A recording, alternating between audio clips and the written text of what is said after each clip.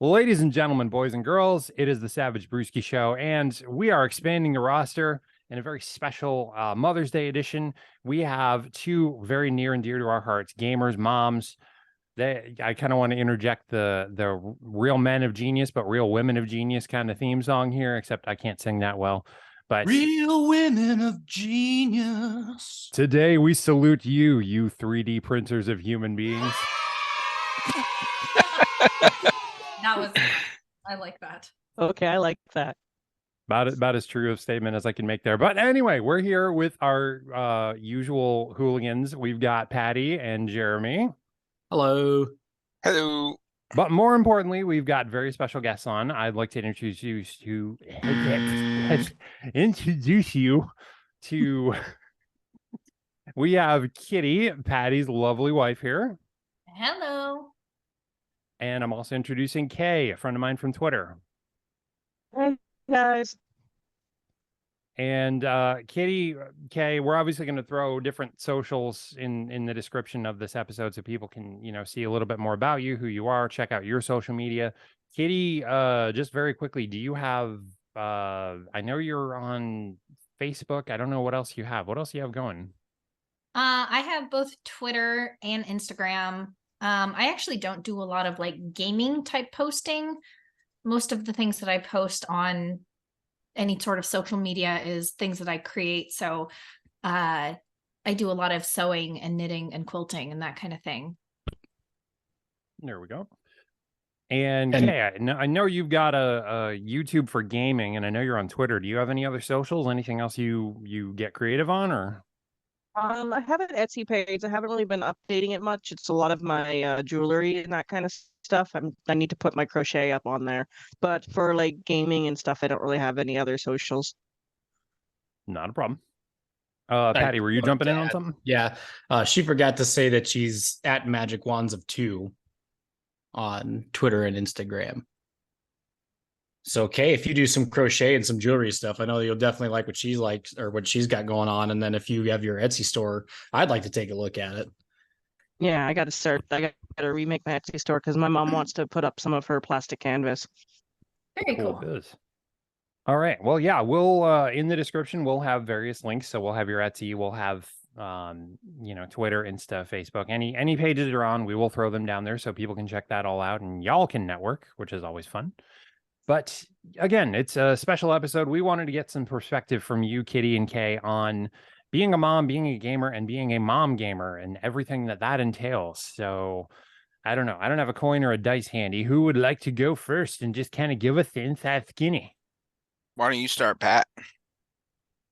Okay. I mean, I'm good with starting. Do you have any questions or anything in particular, like topic-wise, you want to start with? Well, first thing that comes to mind, obviously, what is your kind of gaming history? What games are you most into? When did you start playing? What type of genres? What's your bag? So I'm kind of all over the place in what I play and how I started.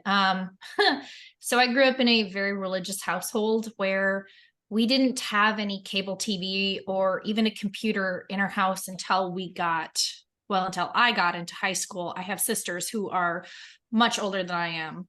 And then my oldest sister, actually, when I was in high school, she was like, I know what this is like. And she's like, she went and bought me a Nintendo 64 and a little tiny like screen. And I kept it up in my bedroom and I played, like 007 GoldenEye and Pokemon Snap, Pokemon Stadium. What is that? Mario 64. Mm-hmm. There's a couple others. Which I had a couple Zelda games too. I can't remember which one. Yeah, I couldn't remember which one it was. I never finished that. So that was kind of like my first ever introduction into gaming. And then I kind of after high school, I moved away from my parents and I met a bunch of very crafty, creative, nerdy kind of friend group. And I got introduced into Magic the Gathering. And I didn't realize how good I was at gaming until I started playing. And I picked it up very quickly and got very good very fast and started doing Friday Night Magic. I never got first place, but I did get up there quite a bit, and it was really fun to do that. And then it was kind of funny because I remember one text message when Pat and I first started even talking. He messaged, or I texted him and was like, "Hey, what are you doing?" He's like, "Oh, just playing a nerdy card game." And I remember saying something to the effect of like, "I hope it's Magic the Gathering and not Yu-Gi-Oh, because I really don't like Yu-Gi-Oh." And then after that, our like foundation of our relationship was based off of playing games together. And there was a couple times we got snowed in at like Target and we just went and bought fat packs of Magic cards and just sat there building decks and playing together. So it's been very, very close to my heart, I'd say. Mm-hmm. Oh yeah, and if you ever want to impress a girl, you got to show her all your mythic rares. And then once you combine your cards, there's no splitting up after that. No, they're just all mine now. If you No. don't believe me, I'm taking them all. I'm stronger than you. I disagree. I knew that was coming. I knew it. God, Jeremy, the terminal play a bachelor game over and here. We're gonna like Shaolin showdown. Gong Yi Tao Pai. Jeez. Oh my God. Well, that's cool. Kay, how about you? How did you first get into gaming? I know you do some RPG work. I know you do video game stuff, but what was your start? What'd you get into? What are your favorite games? The first game I can remember playing was on the Nintendo Entertainment System. It was a game called Casino Kid 2. And it's how I learned to do math, counting cards, learning poker, blackjack, all of that stuff. From there, it was the Zeldas, the Marios. I want to say sometime in the 90s we got our first computer, and I had the AOL demo disc with games like Hexen, the original Doom, Descent, all of that old school gaming, and that just something in that just hooked me, and I've been running with games ever since. Nice. Yeah, I don't remember when I got into like like tabletop gaming or any of that, but I think I picked up like a D&D manual at like a garage sale or something when I was like 15, and then again it's just clicked and been going. Very nice. Do you play any card games? Do you play like Magic or any Yu-Gi-Oh or any of those? Played Magic for a while. I used to have like boxes of cards. I think I gave them to my brother at some point, and then they just kind of vanished into the ether. I'd like to get back into Magic, but I don't know. With having a toddler around and having those kind of loose cards, it scares me. Oh yeah, for sure. That's that's definitely something. Oh my God, please take Wrath of God out of your mouth. Oh God. Well, he's already deleted one of my Zelda playthroughs on the Switch, so we're being very careful with that. Thank you. Wow. And you just let him live with you still? See, I'd be more nervous of minis around than cards. I mean, they can still do damage to both, but I guess I don't have any super expensive cards anymore that it would bother me if something happened to them. Yeah, I definitely have a lot of my old stuff kicking around, but I haven't been that protective of it. I got rid of most of my rares. I've got old decks from like the mid 90s. I'm still playing with Onslaught and Kamigawa and like the original Ravnica stuff just for shiggles here and there. Yeah, I went to our local gaming store a couple weekends ago to pick up some new dice because I wanted to try that 66 thing I was talking about on my Twitter. And I was looking at the Magic the Gathering packs they had, and like the last one I remember was like Ravnica or whatever, the one with the cannibalistic villagers, and they have like all of these new settings, and I'm like, where did they come from? Oh yeah, they've been to Ravnica like 4 times since then. You got Innistrad and Mirrodin and Theros. They even did a return to Phyrexia. Kamigawa, but the return to Kamigawa was all cyberpunk, wasn't it? Yep. I think they just did that one. That was maybe a year ago. I don't even keep up with Magic. I hate Magic the Gathering, but I do know the worlds because they put out little companion books to run them in the D&D universes nowadays. Mm-hmm. Oh yeah, Yeah. run them 5e. Yeah, 5e. They're doing all the crossovers. Like obviously Magic now has the Warhammer stuff and the D&D stuff. Like they're just any universe they can suck into it, they are. I think Transformers is Yeah. somewhere in the lineup, and I was like, I'm out. Yeah, they did a Transformers and a Godzilla set. All right. Okay, so let's shift gears then. And um, how has been being a parent affected your gaming? Like, not just obviously the responsibility of it, but do you game with your children? Are you able to enjoy some time with them, rolling dice or getting into the more basic stuff? Kay, why don't you take this one first? I don't really play. I haven't had a chance to play tabletop gaming much with Little Bear, and then separating from my now ex. We used to tabletop every weekend. But with Little Bear, he likes playing video games now, and then he wants me to play Spider-Man for him so he can watch Spider-Man be awesome. Always fun. Yeah. I did pull I did pull a bad mom move because he's obsessed with building things. Like he's got Lego, he's got the Connect set, he's got all of these little architect things. And I figured that since these things are so expensive, I'd just get him into Minecraft. And he's turned into a little warlord on Minecraft. I have video of him just like sieging villager towns and taking all of their livestock. So we have to have a talk about that. I can see that conversation. Little Bear, what's best in life? Crush your enemies, see them driven before you, and hear the lamentation of their weebs. Oh, man. More or less along the lines of, we don't do that. I wanted their horses.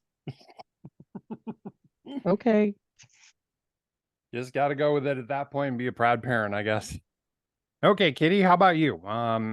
What kind of gaming can you get in with your little one, and how has that evolved over the years? How's that going? Well, Pat and I used to basically live at game stores. I mean, when he was deployed and I was pregnant with our oldest child, I was so lonely because we were in a new state, in a new town, and I would just go sit at the game store, and anybody who wanted to play any game, I would just play. And I made some pretty good friends that way too. That's how we met Jeremy. Yeah, that's exactly. As you reupholstered the chair. Yeah. Oh, yeah. Like I lived at that store. I brought in a chair that I bought at a thrift store, and I reupholstered the chair at the store just so I had a cozy place to sit because my hips hurt so bad from sitting on those terrible metal chairs. So that was fun. But the problem is after baby was born, maybe I've just got a short attention span too, or maybe it's mom brain. But after our oldest was born, basically I stopped playing for a while because I kept getting very frustrated at having to pause to, like either go breastfeed or go change a diaper or something, and then come back and be like, crap, where were we? What were we doing? Or, just lay the baby down for a nap, and all of a sudden it's been 2 hours have gone by and we haven't touched the game. And so I got very disheartened with tabletop games for quite a while after the children were born. And actually that kind of, I think was Pat, I think that was his inspiration for starting skirmish games, because we were so used to playing like Wormahordes and 40K where they were massive. Big, yeah. And that, I'm not gonna lie, I love that. I loved having all my painted minis out on the table and looking at my massive army and be like, come get it. Like I was so there for it. And also my play style changed over the years. He was ruthless. I was mean. Always going for the caster kills, man. But so, when you strategically have to stop mid-battle and go totally change your mindset and go do something else and come back and try to pick up where you left off, I just couldn't do it. and I got really frustrated and I quit doing it. So Pat's idea was basically skirmish games. And I think that's where a lot of his writing his own games came from, because we just couldn't find skirmish games that were quick enough and in the flavor we wanted. And it really kind of, I guess, spurred him on to start writing in a certain way, because we missed playing with each other. That sounded so wrong. The podcast is feels kind of like so Vegas. What right. happens in Vegas ends up everywhere, and we have a good Right. laugh at it. So don't worry about it.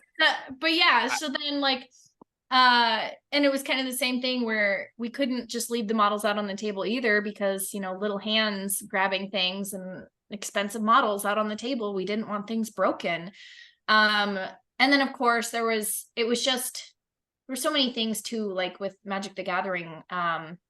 We had some cards get damaged during one of our big moves, and that was really heartbreaking. You know, models got damaged as we moved as well. And so for a while, the first couple of years between deployments, having children, settling down, we kind of stopped really playing. Like, we still went to the game store and we picked up little random games. Well, especially you did, but I couldn't do it. And so for a while there, it was almost like this point of, I don't know what the right word, like I almost started to resent gaming, because I used to love it so much and it became such a big part of my life, and now I couldn't do it. And it wasn't until our kids got much older, you know, our oldest is 6 and the youngest is 4. So probably a year or two ago, did we start gaming again, and where I could get into it without constantly being interrupted and feeling like I wasn't having fun. You know what I mean? Yeah. So being a mom and balancing gaming is very hard. And there was a couple of times where we were able to get into games. Like we played Company of Iron when that came out. And we actually have an episode on Wargamer Girl, Miranda's channel. Yeah. Where she destroyed my soul at Company of Iron. I was pregnant. And she was like 7.5, almost 8 months pregnant at that point. But you kept rubbing her back, you creep. Dude, I was in so much pain. I was hurting so bad. Basically my hips, I fell off a horse and I have an injury in my hip from when I was a child. And so when I'm pregnant, the pressure of the baby on my hips and then sitting for long periods of time, I was in excruciating pain. But yeah, and then we had that Dead Zone League because Jeremy got us into Dead Zone and she really loved that one. Yeah. Because it didn't require the tape measures. And then we got into Warhammer Underworlds for a little bit. Nice. And yeah, I mean, that's, you know, obviously it goes without saying, once you have kids, you know, your life changes. That is absolutely a priority. That is absolutely like you're Johnny on the spot. You're just, that's what you handle. That's what you do. So that's totally understandable. Throughout, you know, the point where you were, you know, first becoming a mother, here's a weird one. Did you have like a gaming group of moms? Like, were there at the gaming store you would hang out? Like, were there other moms or other wives there? Like, did you sort of, you know, other than Jeremy, did you like connect with anyone on that kind of level? Did you play with other moms, anything like that? No. I had one other like army wife friend who I convinced to join me, and she got an army, and it was nice because we had something to connect over in that way. But I definitely feel like she didn't have the passion for it like I did. She got like a very basic army and would play games with, because her husband was also into it too. But I very rarely have ever met another mom or woman who is quite into gaming like I am. And I don't want to sound like one of those like pick me type girls, but like I totally have always been the type to hang around more dudes than I have other girls. But I feel like it's because I like games. I like the war aspect of it. I like the strategy, and and I'm very competitive. I'm not gonna lie. As we saw in that battle report playing against Paddy. Yes, I saw it too, Paddy. And yeah, Thanks. yeah. The trolls will have their revenge. Not on my watch. Now that they have boats and squids to beat people about the head with, yes. I think they jumped the shark on that one. Indeed. Did you see they're calling the new Admiral Boomhowler 1? No, I didn't see that. They also called them what, like the sea bloods or the salt bloods or something like that. And I was like, Brine Bloods. Brine brine Bloods. bloods. Not Brian Bloods. I'll wait to see if they flesh out some more.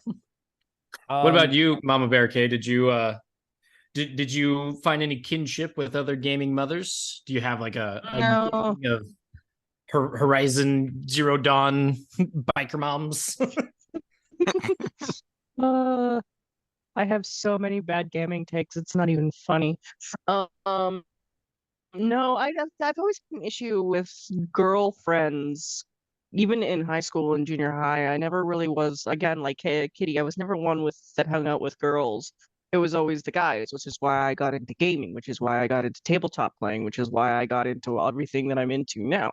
Because I'd rather be hanging out with the dudes around a table filled with my minis than at the makeup store with stuff that I have no idea what I'm doing. Makes Like sense. I would rather dump $100 on like my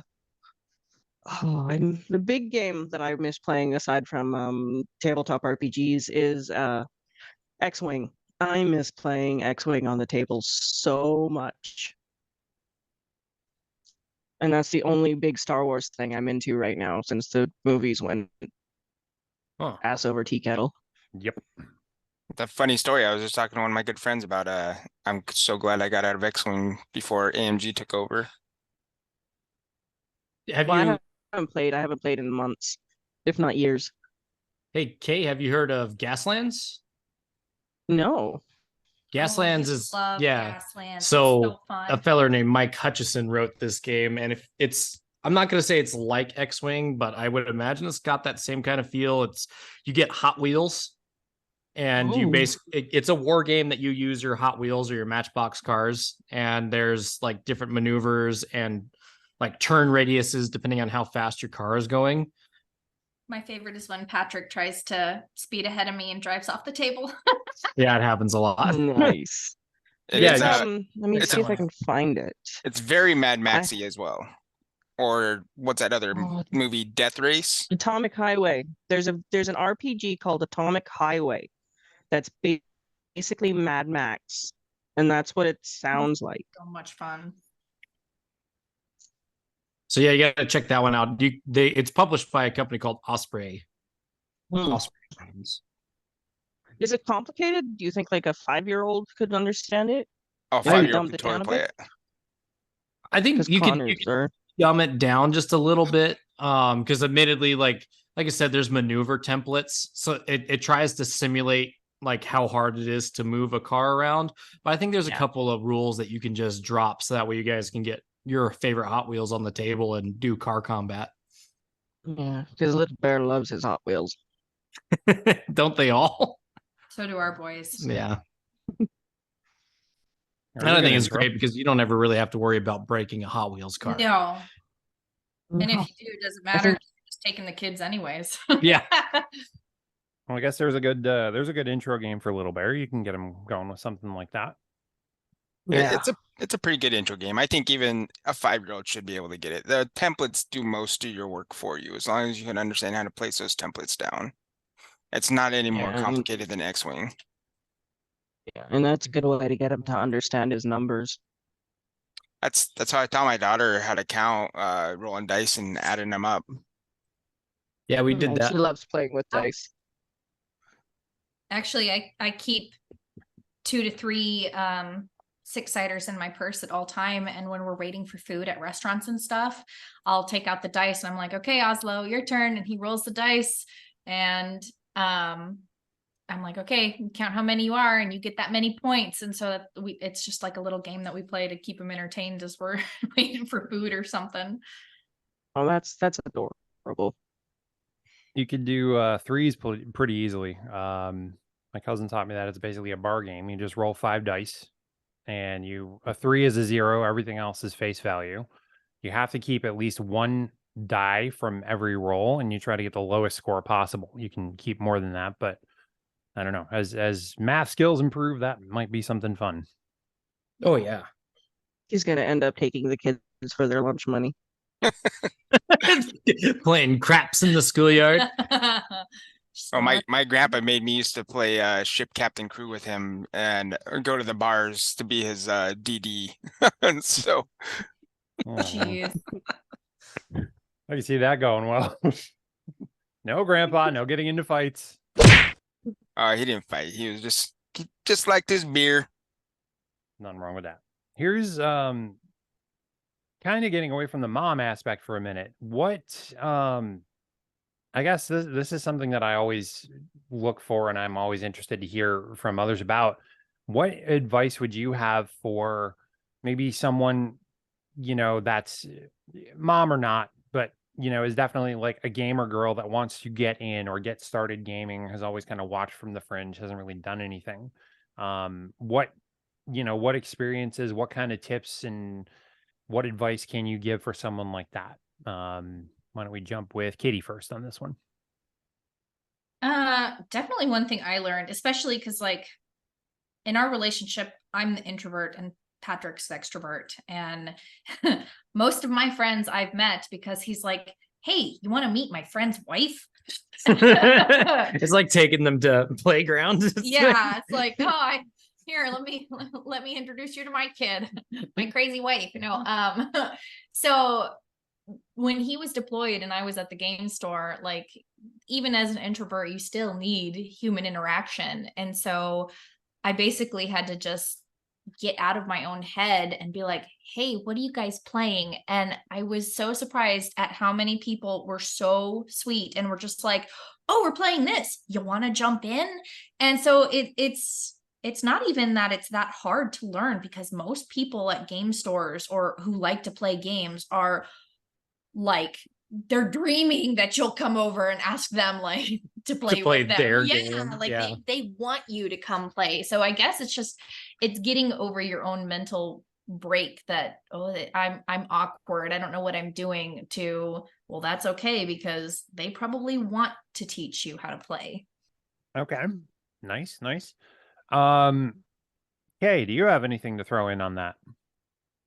Specifically for tabletop, this is mostly looking at the third edition because that's that's most of what I play is third edition D&D. For girls getting into it, I like explain.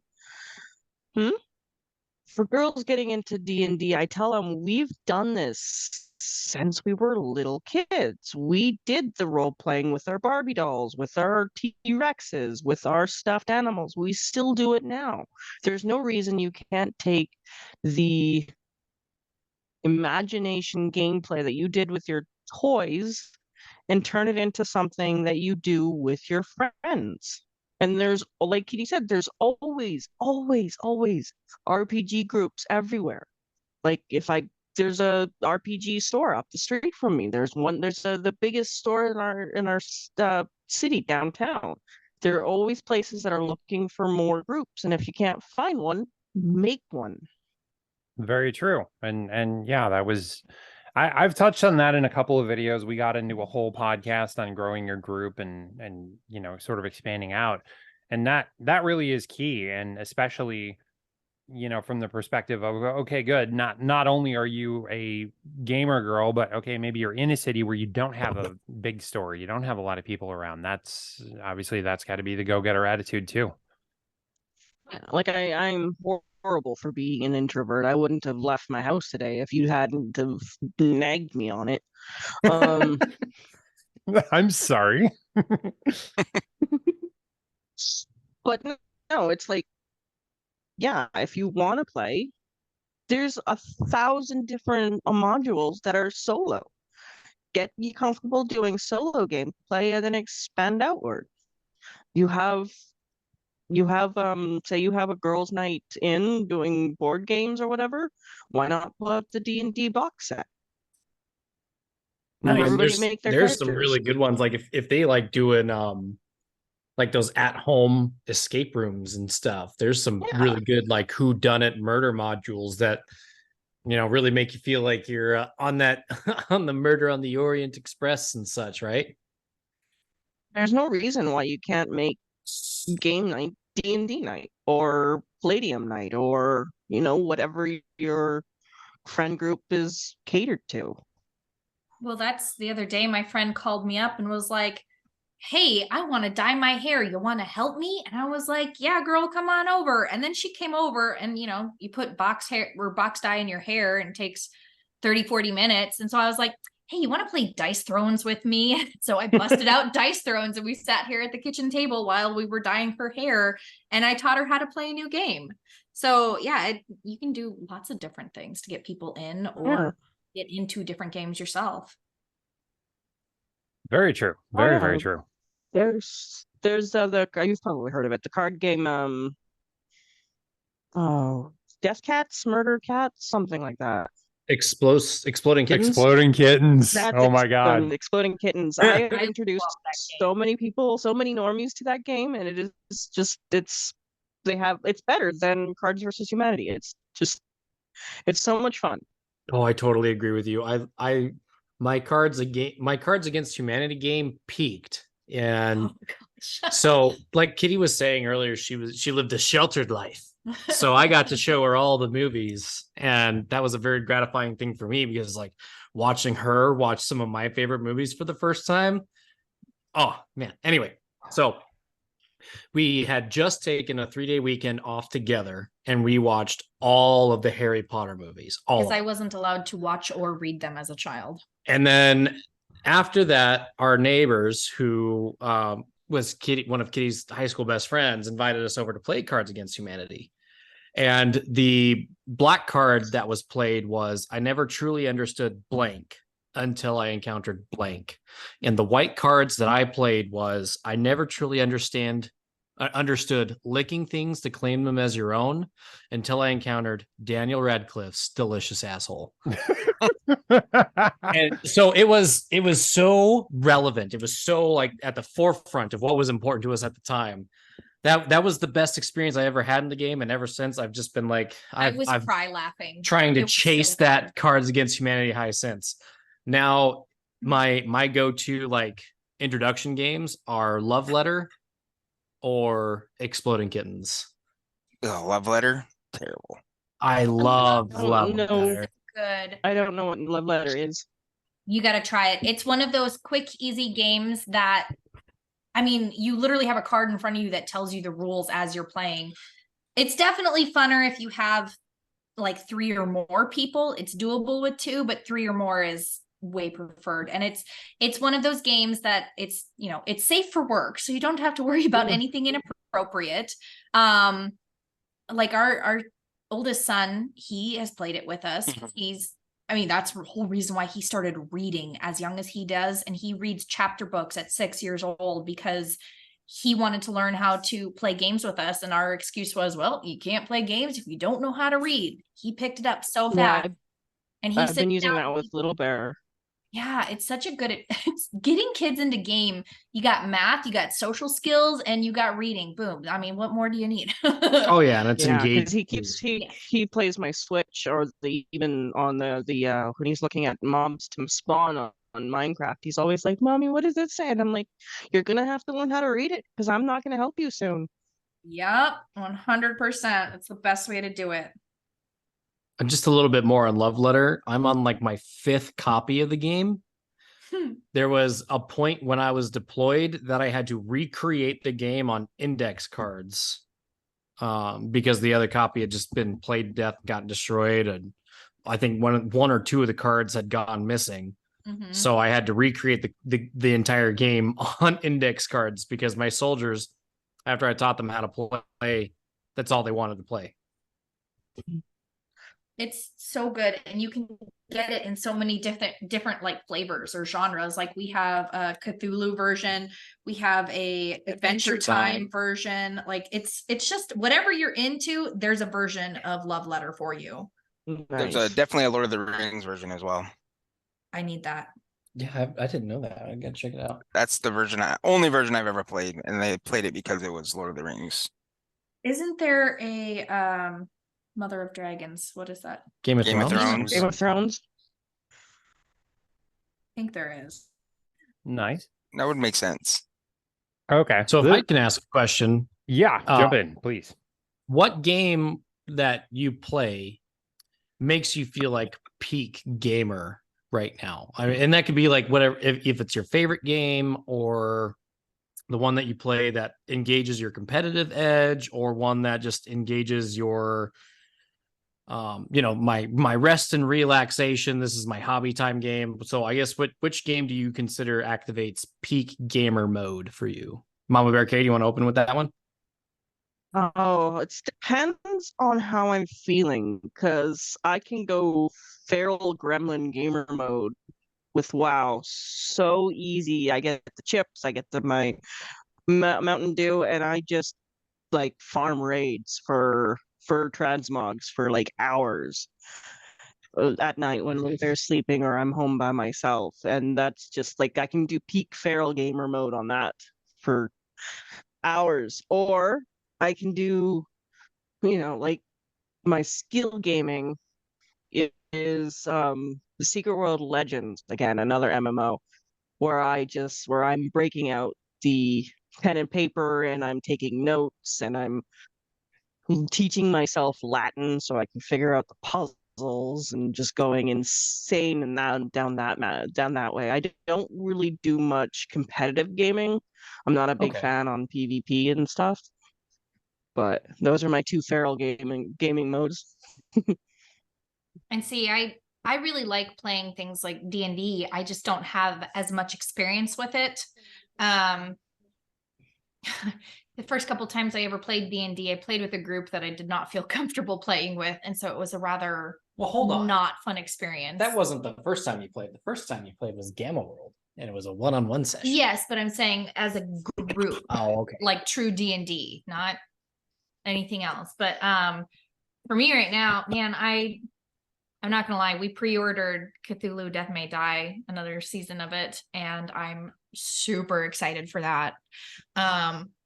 I really like that game because so many times do like Pat and I play against each other. Sounds like that's how everything started with us, is like us being competitive against each other.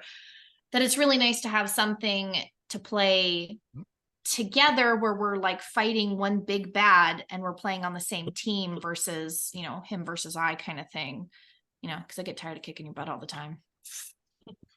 Can I get an F in the comments? Shots fired. Shots across the bow. Incoming. I mean, I don't know. I'm all over the place, man. Like I said, Game Thrones. That's another one that I'm having so much fun playing lately. Dice Throne. What did I say? Game Thrones. Game of Thrones. Yeah, Game of Thrones. I love playing Game of Thrones. Okay, please don't. Brain on that. I've got like too many things going on at once. Dice Thrones. That one's really fun. I like it because it's like Magic meets Yahtzee. Like there's characters, there's cards, there's dice. It's very fun, and it's one of those that like even your mom played it with us, and I think she really enjoyed it. And it wasn't until recently that we even got your mom to even care about games. Oh, dude, I showed my mom, and my mom would have been here, but she had some other stuff going on, so she's going to be on my show tomorrow morning. But the moment I showed her Catan, oh my gosh, Catan is fun. She was like, wait, there's games other than Scrabble and Monopoly? I'm like, yes, Mom, there's plenty of games other than Scrabble and Monopoly. Man, I remember trying to play Scrabble with your mom the first time we hung out, and I was like, I don't like these games. Kitty doesn't know how to spell. Well, it's that Montana public education.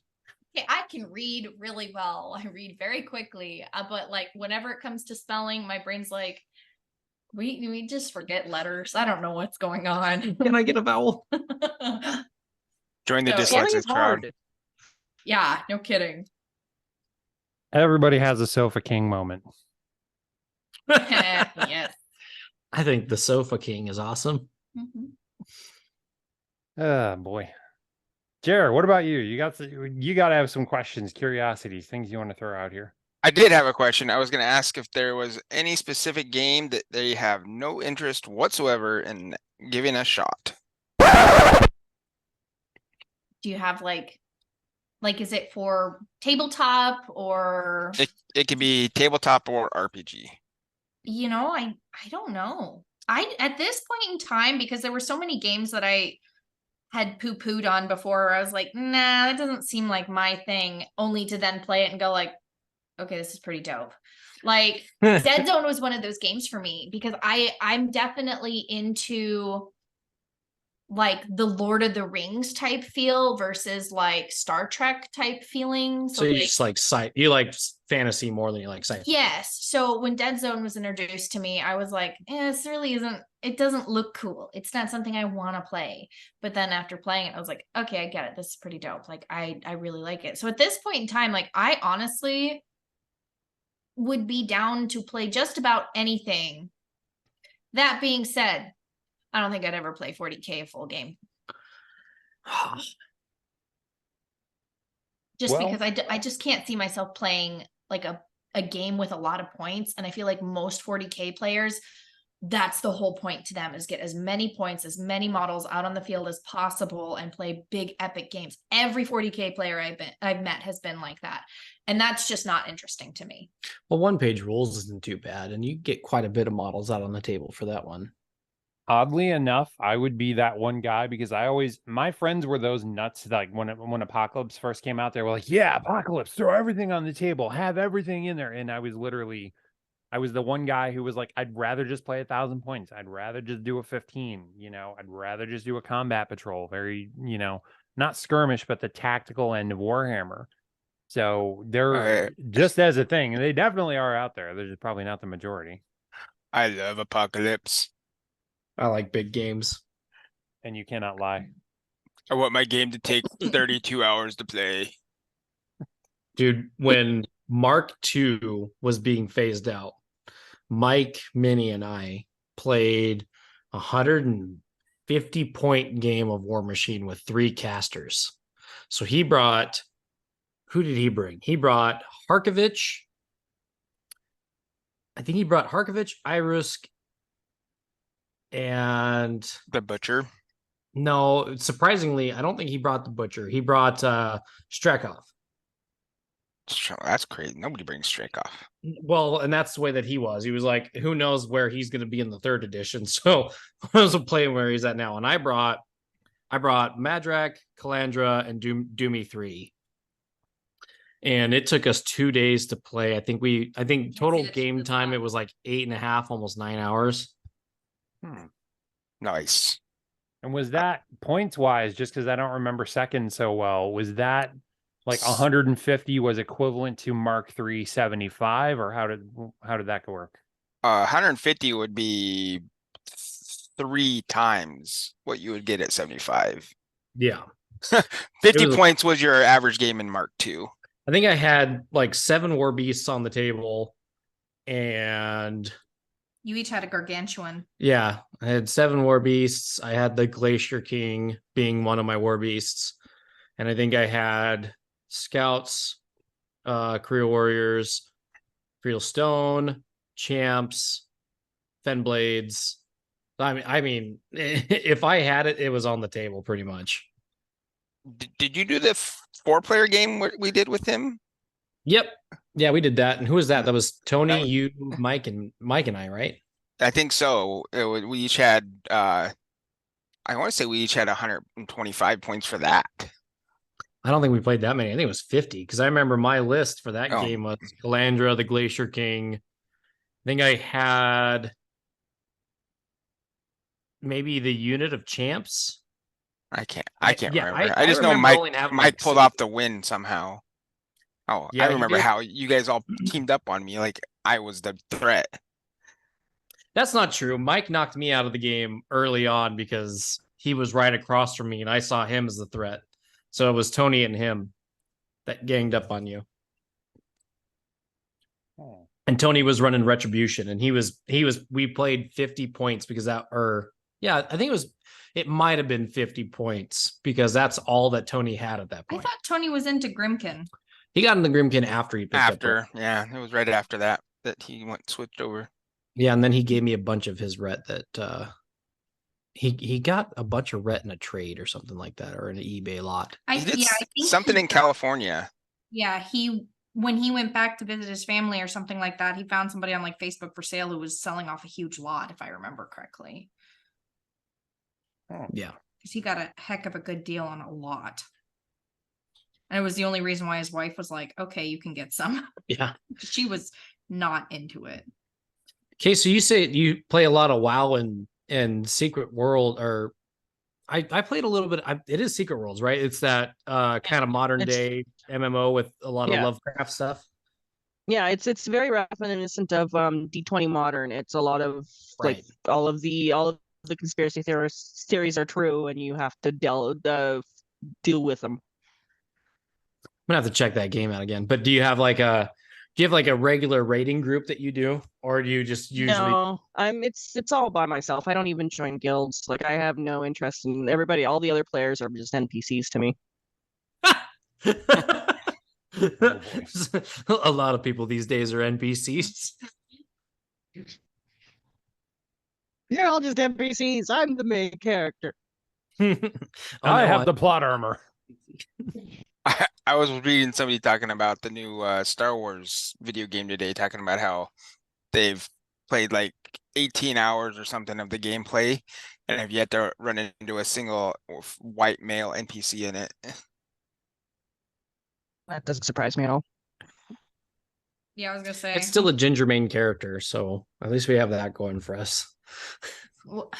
Ginger Mafia unite. See that there's no gingers. I'm not interested. Yeah, it's just that's just a sad moment right there. There's got to be at least one. You gotta have your token ginger. Yeah, Wait, it's me. I'm the token ginger. you are. That's why I keep you around. So I'm never without. No. Alrighty, here's okay. This is going to be a fun one. What is something that you think? What should gamer boyfriends, husbands, daddies do to make life a little bit easier for y'all, to make it, possible for you to get games in? Or what is it that we can do? What's needed and wanted of us as guys, as dads, as husbands, as boyfriends to actually give y'all an easier time enjoying games yourselves? Oh, I have the perfect answer for this. Set up the game for us. Man. I know who's playing Risk tonight. Right. No, for me, that's the hardest part, because setting things up, I'm constantly like interrupted with, hey mom, I need this. Hey, I'm hungry. I need help with that. And so it's like, I usually do all of the mental load for, getting things like that done. So him setting up the game and then just coming to me and being like, hey, the game's set up. You want to play it? And I'm like, yes, let's do it. I'm totally down. Okay, game setup, good. Okay, how about you? What is it that you would like if guys did or dads did or whatever in terms of gaming? What would make your life a lot easier there? I'm just because some like right now, being a single mom, the only real time I have to play games is either when he's at his dad's or when he's asleep. So if I do find a partner at some point, just time during the day where I can even just get like an hour's worth of gaming in, where he takes Little Bear and just goes to the park, or they do their own gaming or something, where I get my time when I'm not half asleep to get in some gameplay. Okay, makes sense. Um, mindset wise, what is something that you wish partners and guys would keep in mind? Like what's something that we miss? What's something you're kind of like, don't make me tap the sign? What would that kind of thing be for you? For me, it was definitely mom brain is a thing. And so having to keep that in mind, like going from how into the games and how, into it I was, and how, I guess, how well I knew the rules, into now, after not playing quite as in depth for so long, he definitely is lenient with me, where I'm like, oh wait, I forgot I have this spell or this rule.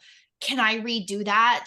And we always used to be like, nope, if you set it down, that's the play. But then after having children and him realizing like how much harder it is for me, that he started being much more lenient with me and allowing like, okay, yeah, go ahead, you can redo that little bit, or yeah, I'll allow it, or whatever, something like that. And just him understanding that my focus and my brain doesn't work the same as pre-baby.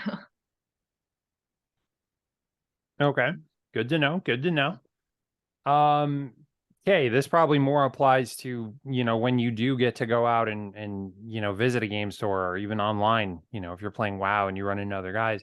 What's something that you wish guys would keep in mind? What's something that you want them to think with when they're gaming with you?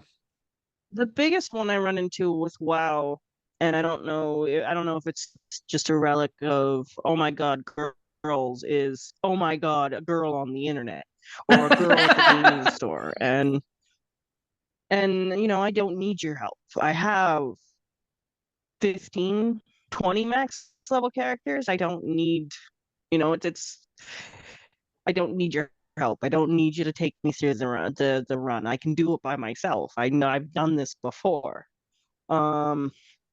If I do want help, I will ask. I'm not scared of asking.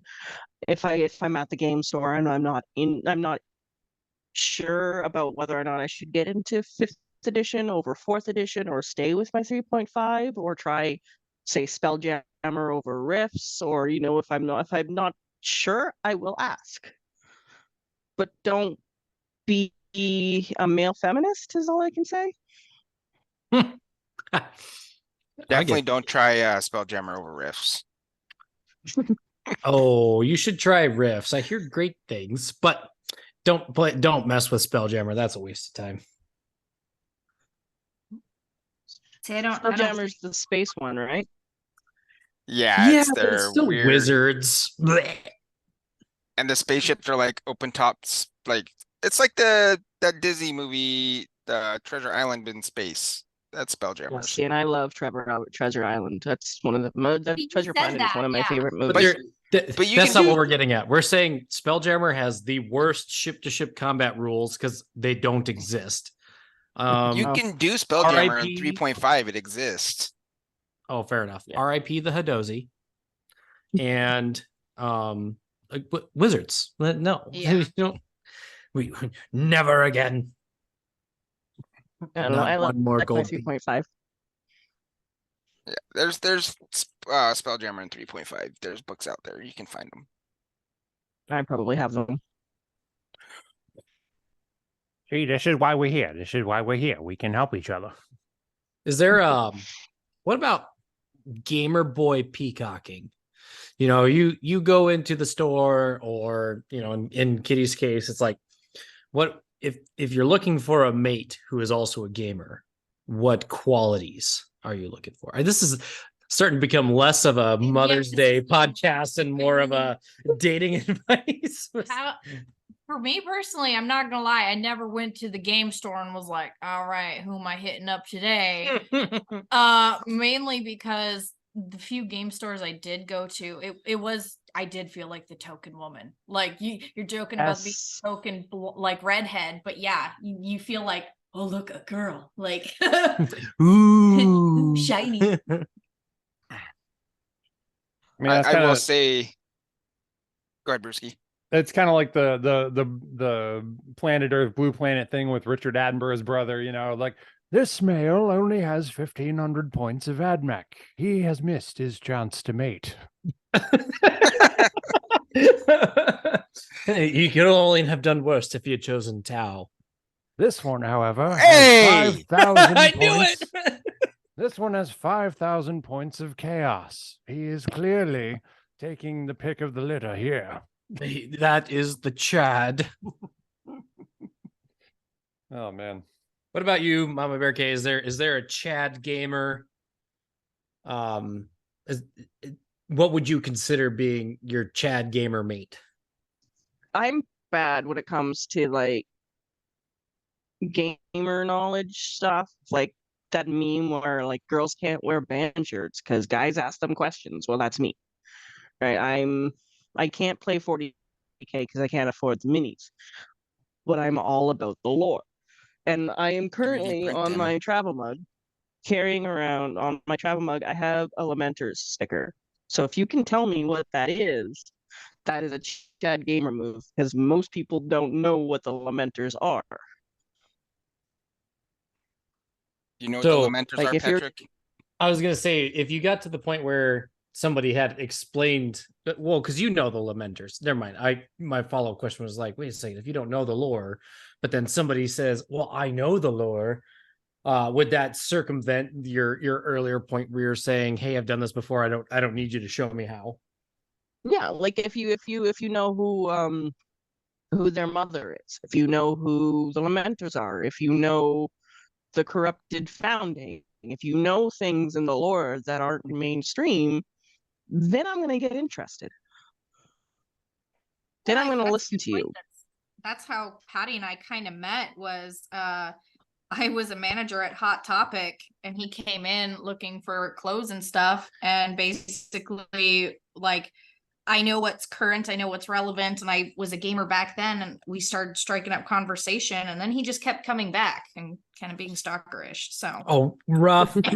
That's exactly how I heard this story before. So I think she's told it the same every time. I was rocking the post basic bod, but the post basic combat training bod, and I wouldn't say that I was ultra charismatic, but I was more charismatic than some of your other normie stalkers that would come in there. yeah.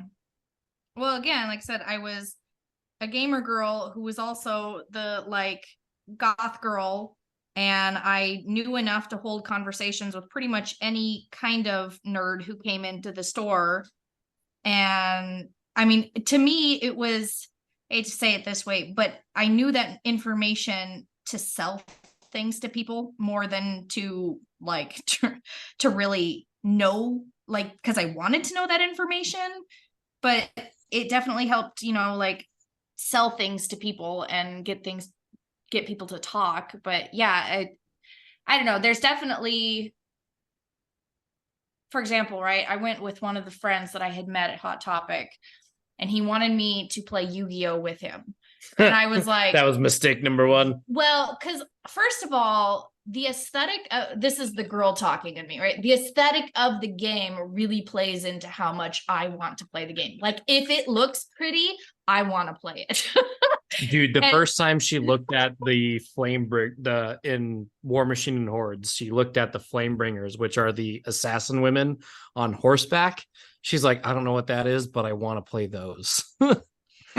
yeah, so that's my point. Like, so I went with him and I played Yu-Gi-Oh! And first of all, the art style was not my thing. Second of all, I just didn't like how it was played. And third of all, like, you want to talk about being a trope woman, Yu-Gi-Oh! Is one of those things where you do not find many women playing Yu-Gi-Oh! And I hate to say it, but that game store smelled so bad. Like, Oh no. it was so bad.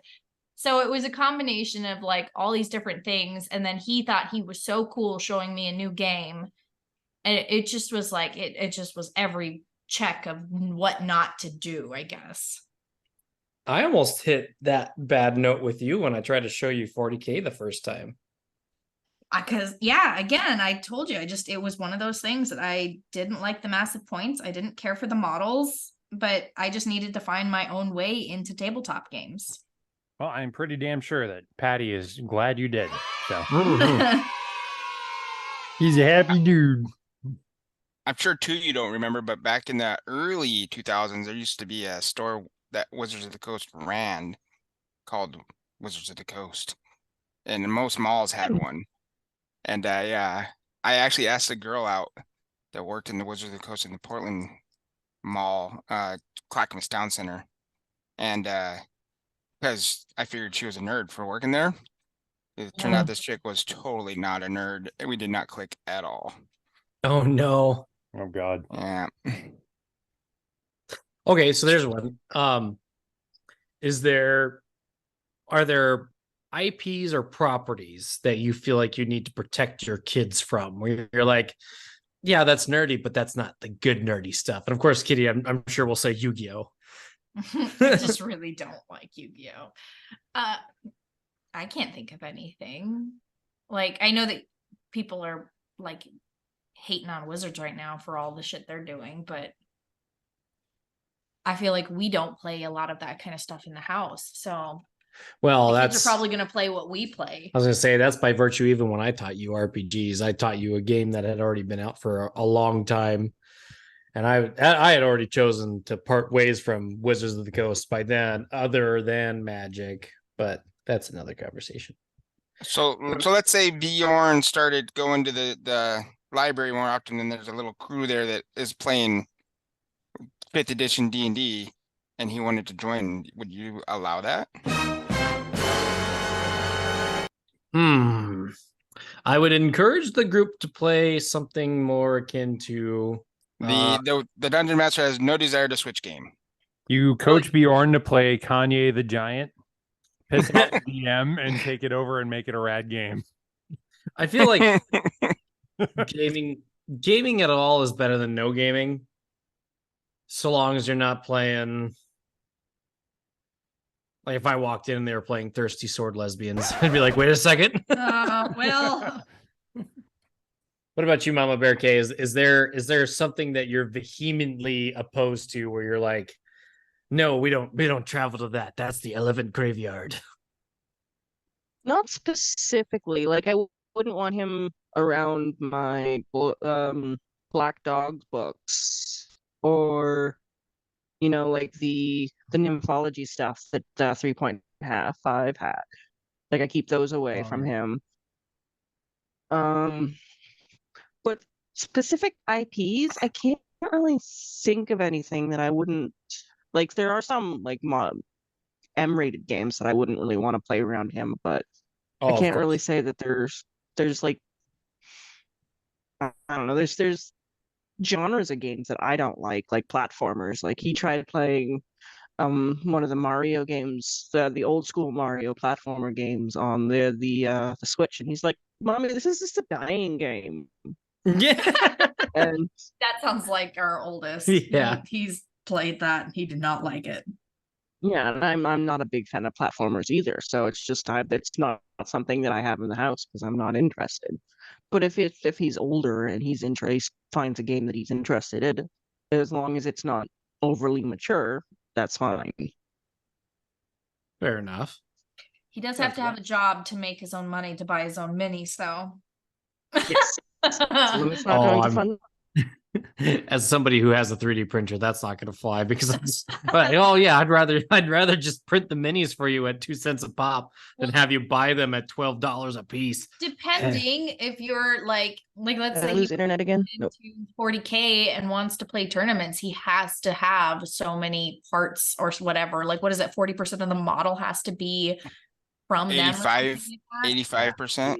It's 85. Yep. I thought it was like 40. Like you could swap a head or like a torso or something. Yeah, that's it. Well, it's getting a lot less common. They are allowing you to do 3D prints if you designed the 3D print yourself. If you bought the 3D print from somebody else, nope, cannot use that at all. Yeah, that seems excessively. Well, hold on. I guess for tournaments, yeah, if it's a tournament that's put on by them, like it's actual Games Workshop, I get it. That's fair. Well, because that way you don't have any confusion as, well, I thought it was this model, but actually it's that model, but you did so many mods, I didn't know what it actually looked like. True enough. I mean, Privateer Press used to have pretty draconic rules when it came to their modifications and what was allowed for tournament play and league play. So, I mean, I think they've been way worse than what you would ever see from Games Workshop. And I don't know, but those WYSIWYG games or what you see is what you get. They can just be like that. I'd rather play a concise game where I don't have to ask those hard questions. But again, I also play a lot of narrative games where the outcome of the battle is, did we both have fun rather than did any person win? I'd personally rather run a tournament than participate in a tournament. At this point in my life, I don't think I want to be in a tournament at all. I'd rather do narrative gaming 100%. Yeah. I've always been a sucker for map campaigns. You know, ever since Oh, the yes. city fight, the battle for Vogan in like Third Ed 40K came out, I was like, I need this fucking map. I'm playing that campaign, you sons of bitches. Like, yeah. Yeah, the Battle for Vogan is a awesome campaign that I always go back and look at for when I design my next campaign that I want to play. That and Funny like enough, Eye of Terror, yeah. that's what I actually am talking about in my next paint, Chad, is campaign play. Booyah. Okay, so I got another question. Shoot. And I gotta wait till Kitty dumps out some water. She got up to go get herself some water. So what okay, so what if your kids grow up and they don't want anything to do with the nerd hobby? And hope that he'd find some other hobby to replace the nerd hobby with, like whether or not he turns into a jock or like something else, mini building or like train sets or something. I'd want him to have something to occupy his time. And he's not just like those I'm so mature guys like Cernovich or whatever his name is, who sit around and be like, gaming is for losers. Oh, that was Matt Walsh. Yeah, didn't like that. Didn't I like never that. watched it. I heard about it. My thing is like, has he ever played a game? Because a lot of games take a lot of skill and a lot of like Take a lot of brain power. So I'm sorry, but like in today's modern age where especially like a lot of people live in cities, right? Where you might not have access to things like hunting or hiking or other things that really engage you mentally, being able to play games. I mean, just some of the I'm trying to think of like even just video games, for example, because that's what he was really hating on. Like, for example, the Zelda games, right? Like the puzzles in those games, like, man, some of them are hard. Like, you really got to think about that stuff. And it's like, I don't see why people hate on them. I could understand if you literally do nothing but play and like, the kind of, what is it, the trope of living in your mom's basement playing WoW and doing nothing else. Like, I can see the hate, but I don't feel I like literally do that. but I don't see why very many like, but that's not your entire life, so I guess I don't understand. I don't understand the hate towards it. If you're happy and you're not doing drugs and killing people, leave people alone. Well, Like I would said go out about on the. Secret World. Go ahead. Sorry. Well, like I said about Secret World, like I literally learned to read Latin, to read and translate Latin just to figure out some of those puzzles because I didn't want to look it up on the wiki. Yeah, see, and you said that earlier, and I was like, damn, that's freaking cool. I really want to check that game out again. I mean, I'd be down. It sounds good to me. And I think it's kind of a meme right now, that whole not being able to imagine an apple, or how would you feel if you didn't have breakfast yesterday? Yeah, I just saw but that. I think the biggest issue with people not being able to have those skills is because we don't imagine anymore. And the basis of tabletop gaming is the imagination. Yeah, it really is. Because, I mean, in today's society, I mean, if you can't imagine it, just go to AI and type it in and they'll imagine it for you. With sometimes very, very tragic consequences. Like, I didn't need to see that consequences. Don't AI how people eat pizza. Oh God, I've seen that. I AI'd phase, and it's terrifying. It is scary. I didn't not need to do that. Wait, you AI'd what? I don't know. I was looking up braided hairstyles, and one of my search terms got into an AI filter or something, and I got like this Fae chick with like 3 legs and like 5 hands, and it was just terrifying. I've actually been using AI to help generate images for my my YouTube videos. Really? I wanted to use Midwinter, but it's actually got to pay for it. So I'm using one called Night Cafe. Midjourney. Midwinter is a nice United Kingdom's fellow that does 40K stuff. Midjourney is the AI generator. Yep. Well, I'm pretty sure the one I was looking at was called Midwinter. Hmm. Maybe I'm in the wrong spot. Maybe that's why I had to pay for it, and I'm like, no, I don't want to pay for one. Gotcha. No, you're paying for his OnlyFans page. Ooh. Ah. So yeah, anyways, I use Night Cafe, and it took me, I don't know, 50, 60 tries to generate this image of a person that's overweight, because I needed an overweight character. It like the AI refuses to generate fat people for some reason. Weird. That's interesting. Like I know Miguel and Sylvia from the Red Room, they use Mid Journey a lot, and they were trying to get a certain looking type of person because if you look at a lot of the stuff that they sell, it's very sexy, it's very appealing, and they can usually get like even I wouldn't say that they're attractive because I don't think they're supposed to be, but they're very quintessential looking people.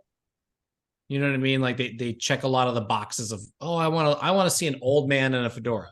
You get exactly that. It almost looks like the Pixar chess playing dude wearing a fedora.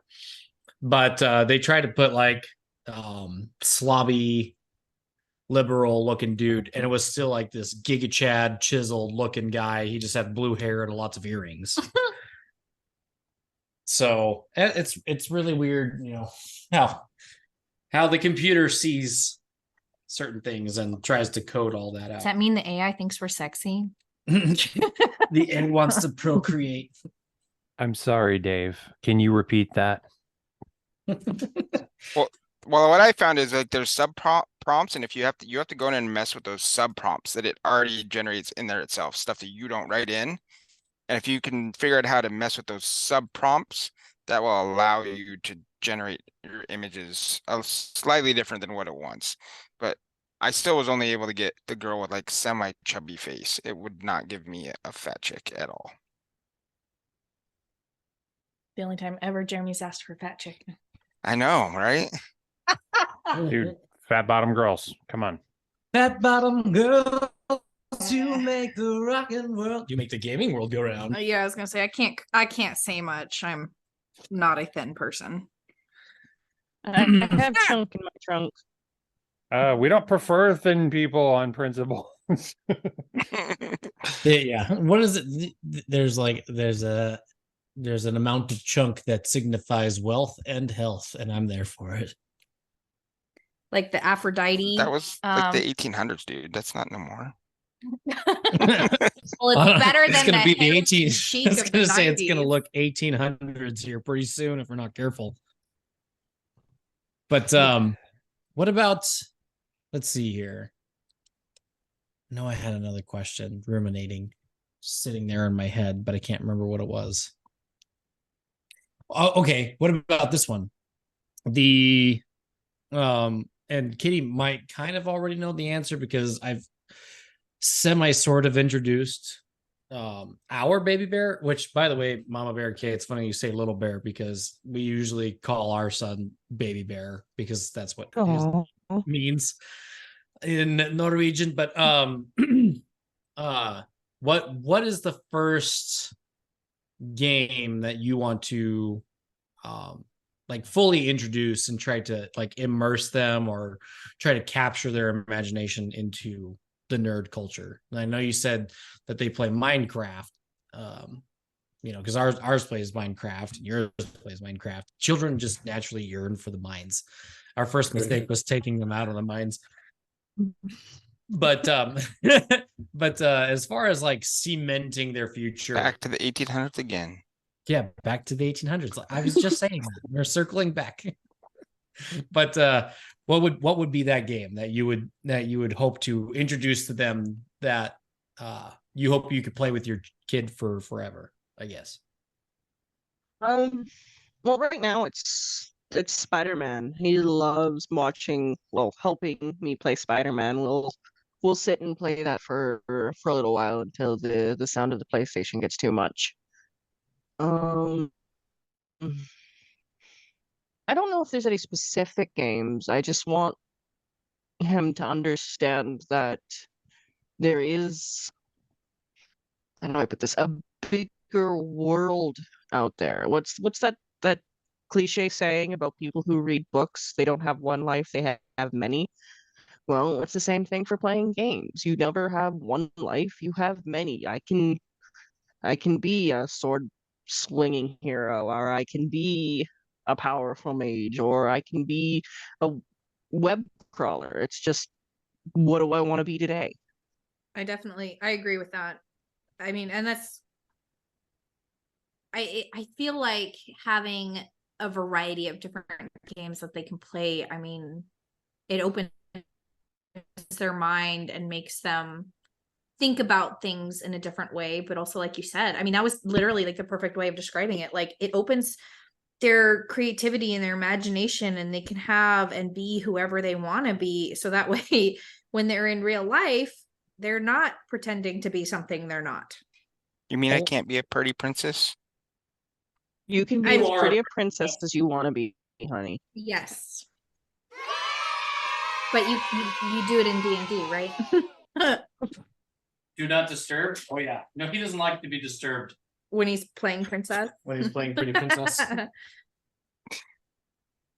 What happens behind Jeremy's locked door is gonna stay there. I don't lock the doors. Good to know. I will He's not waiting before for entering. a curious Paddy to step in and say, "What's up?" Oh no, no, please. If I knock on the door and Jeremita answers, yeah, I'm running.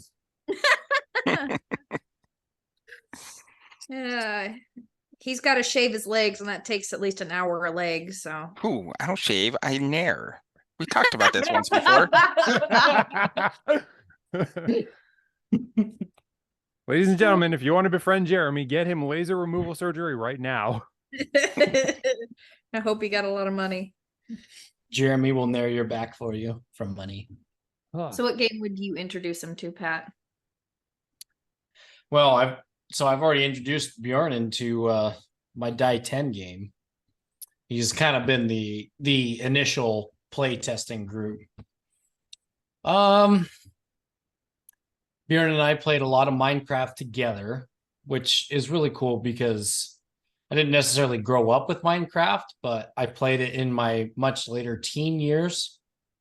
And watching him play, and there's been so many updates since then that playing it with him it's almost like a new game to me. It's like a game I know how to play, but I don't, because there's a lot that's been introduced since I played it. Well, it came out in what, 2009, 2010? I couldn't tell you because I didn't get into it when it first came out. I mean, even back then I was much more concerned with tabletop. And when I created Die 10 and I started writing that, it was half spurned on because I wanted a game where he could read the numbers on a D10 and just focus on that. And then as I introduced, like we were talking about Dead Zone earlier, a lot of the spatial awareness concepts that Dead Zone would introduce. That went over really well. Now he wants to play a game that he calls Random Page Rules because I introduced him. I love Random Page Rules. Yeah, so Random Page Rules is kind of zany. As you can guess, the rules are never the same game to game. So it's always very fresh, but he makes it up, and it's like he runs the game as a game master, and I just do the best I can to ask him questions and make him think. And then I introduced him to Mario. We played that a lot. So I joined you guys for a game of the Random Page Rules online one time. It was pretty fun. Yeah, and that's really cool. I mean, he was just begging me to sit down and paint with him today, and we would if we didn't have cousins over. But I think we had much younger cousins over, and we didn't want the younger cousins getting into the paint and making a mess. So tomorrow, after everyone leaves, I have a show that like I said earlier, I'm doing a show with my mom. Immediately after the show with my mom, I think I'm gonna set up a space for him and I to paint. So I would say TTRPGs I don't think you can really go wrong with anything that's semi-kid friendly. Like Mama Bear K says 3.5 is her favorite. That was one of my favorites. My papa introduced me to Advanced Dungeons and Dragons, and my very first session, I died. And we played You two deserved it. more. I did. You deserved it. And I'll tell you what, one of the things that I really appreciated about Papa was it was more about the game and the world Experience. than it was about my character. And I was relatively younger at the time, and I think it gives you it's a really good lesson in knowing that you're not always the most important person in the room, but you can still be loved, I guess. Well, but- even just watching Bjorn go from this mentality of I always need to win to watching his characters die, and sometimes he loses, and having to teach him it's okay that he loses. You're not always going to win. You don't always have to be number one, but you can always strive to be that. But you're certainly not getting any trophies for losing, bud. Yeah, exactly. I've been running into that with Little Bear playing the Switch lately because he doesn't know what he's doing on some of these games, so his character will die. And he'll come to me going, I died, mommy, I died. And I'm like, I know, baby, you've got to get better at playing the game so you can Yes. keep going. And I don't know if that's a good I'm hoping it's a good lesson that you have to get better to improve, but in modern times, I don't know. I think it is. I really think it is, because so many kids are just, you know, I kind of hit the tail end because I don't want to say I'm an older millennial, but I'm kind of actually, technically, I think we're on the tail end of millennials. We're right next to Gen Z. Mhm. But I don't even know what I am. I'll look it up real quick. If you're born after 1980 and before 2003, I think it is, you're a millennial. no, I think Gen Z No. technically starts at 95 or 96. I'll look it up, but Mama Bear K, if you'll keep going, please. So you were talking about Little Bear and losing 8 games. Yeah, because like he's been trying to play Minish Cap, because that's the one I've been playing lately, Legend of Zelda, the Minish Cap.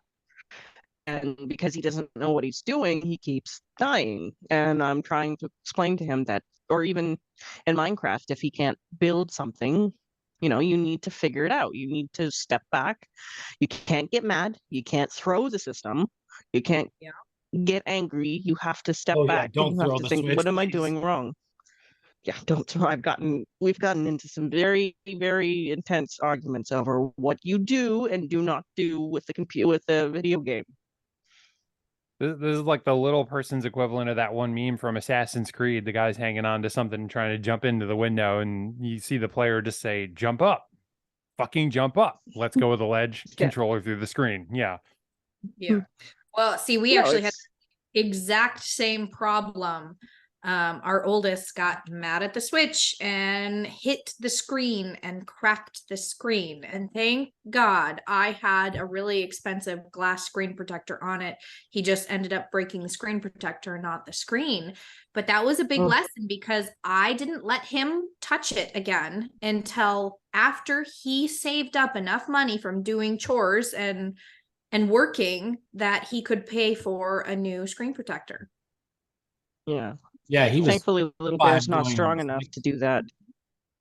Oh, so Pat looked it up. Millennials are technically 1982 through 1994. So yeah, we're right on the tail end of being millennials. 1992. 1980 85. We 1994. are 1992. Oh yeah, is what I'm sorry. I saying. thought you were saying 1982. It's like the beginning. No, but yeah, She's already older than me. She doesn't want to feel older than I am. Oh my goodness. Cradle robber. Whatever. But so my point is like I feel like a lot of these late millennials, early Gen Zers got like the participation trophies, and a lot of them nowadays feel like they're the main character. They deserve everything handed to them, and I feel like that's probably not a good thing. Having somebody work for something and making them understand like you're not just going to instantly be good. You want to be good, you got to work at it. And I feel like games in general help kids do that. Well, and that comes back to the easy mode, right? The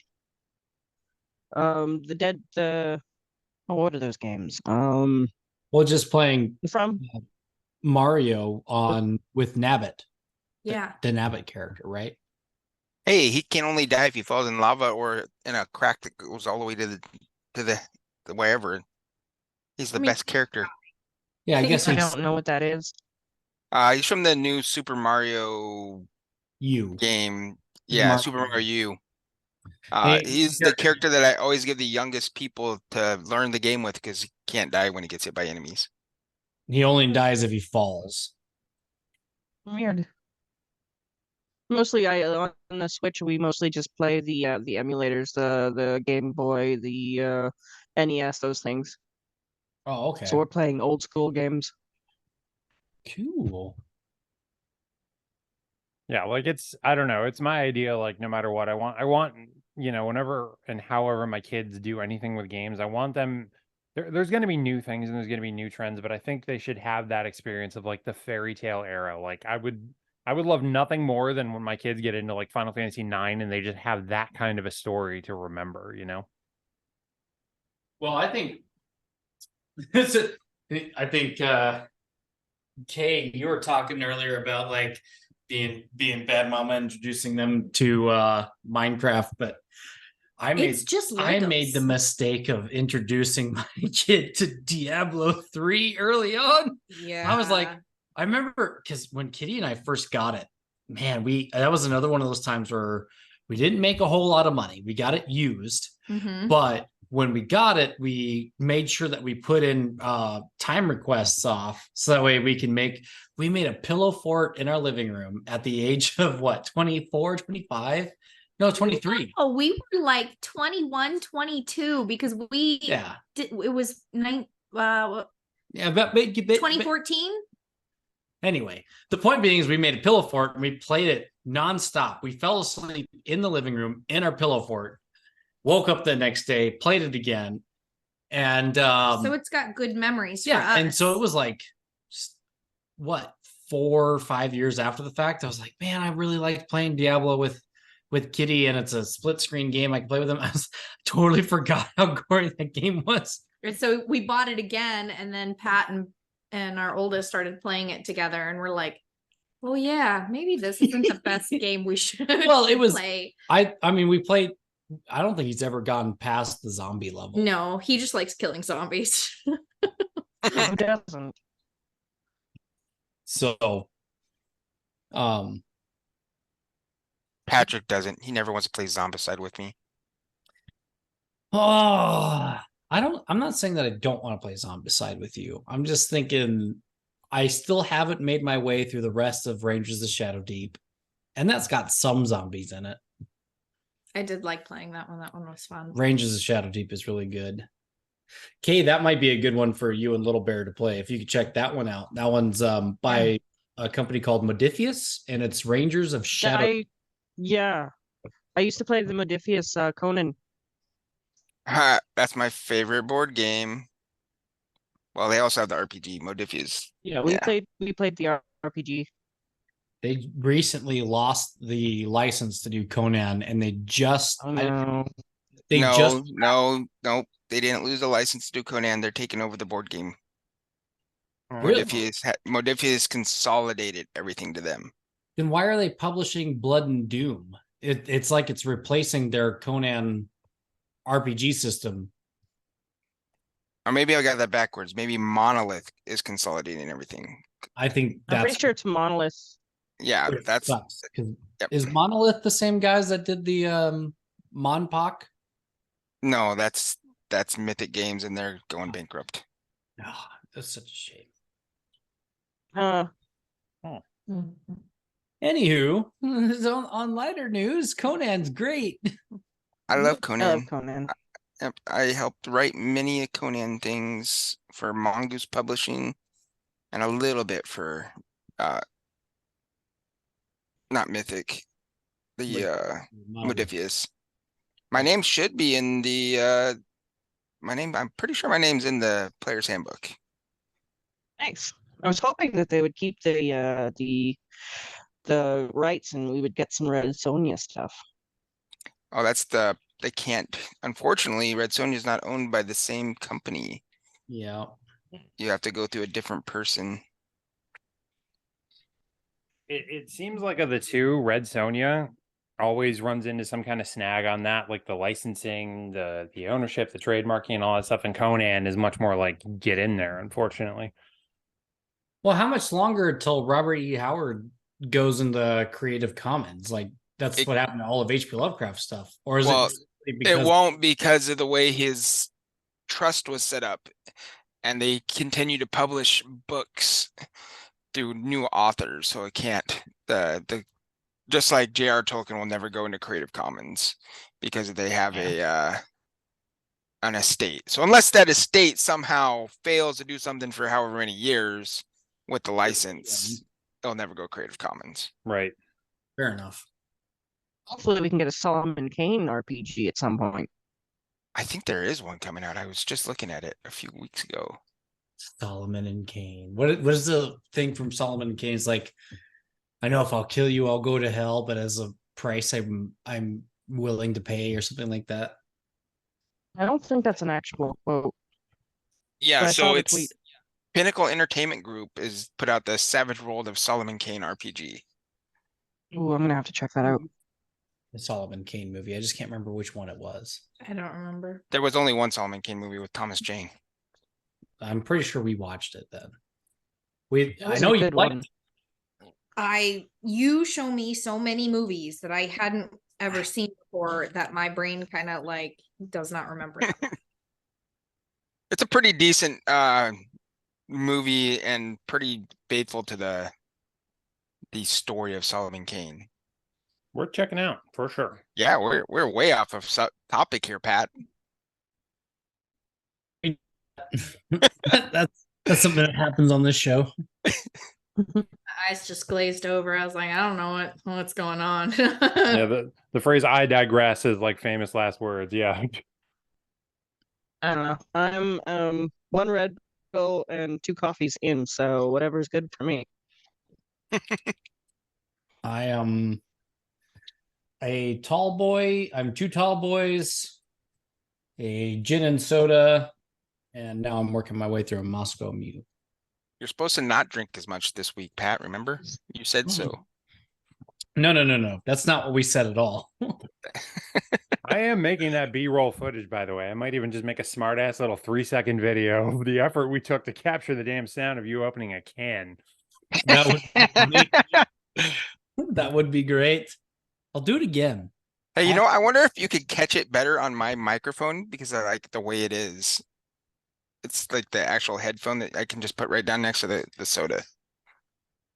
I put it right up next to my microphone. It also depends on the filters and the settings because mics, depending, like they will filter and they will cut some things out. So, well, I had my mic gain down super low because I was sitting right next to that AC unit in the hotel room last time.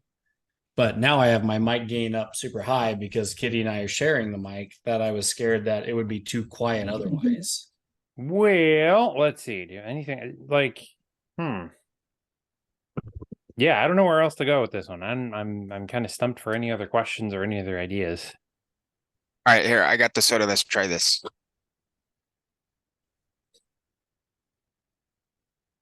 Did you guys hear it? No. No. And see, that was right next to my microphone, so it's definitely something to do with the filters. Yeah. Well, about all I have is one of the shakers of G Fuel, which I just finished off, and I highly doubt that that's even going to make a sound. But I mean, you know. Here, I got you. Ew, that was so gross. I heard something, but it didn't sound like a soda It or was a beer very, opening. very distant. Dang it.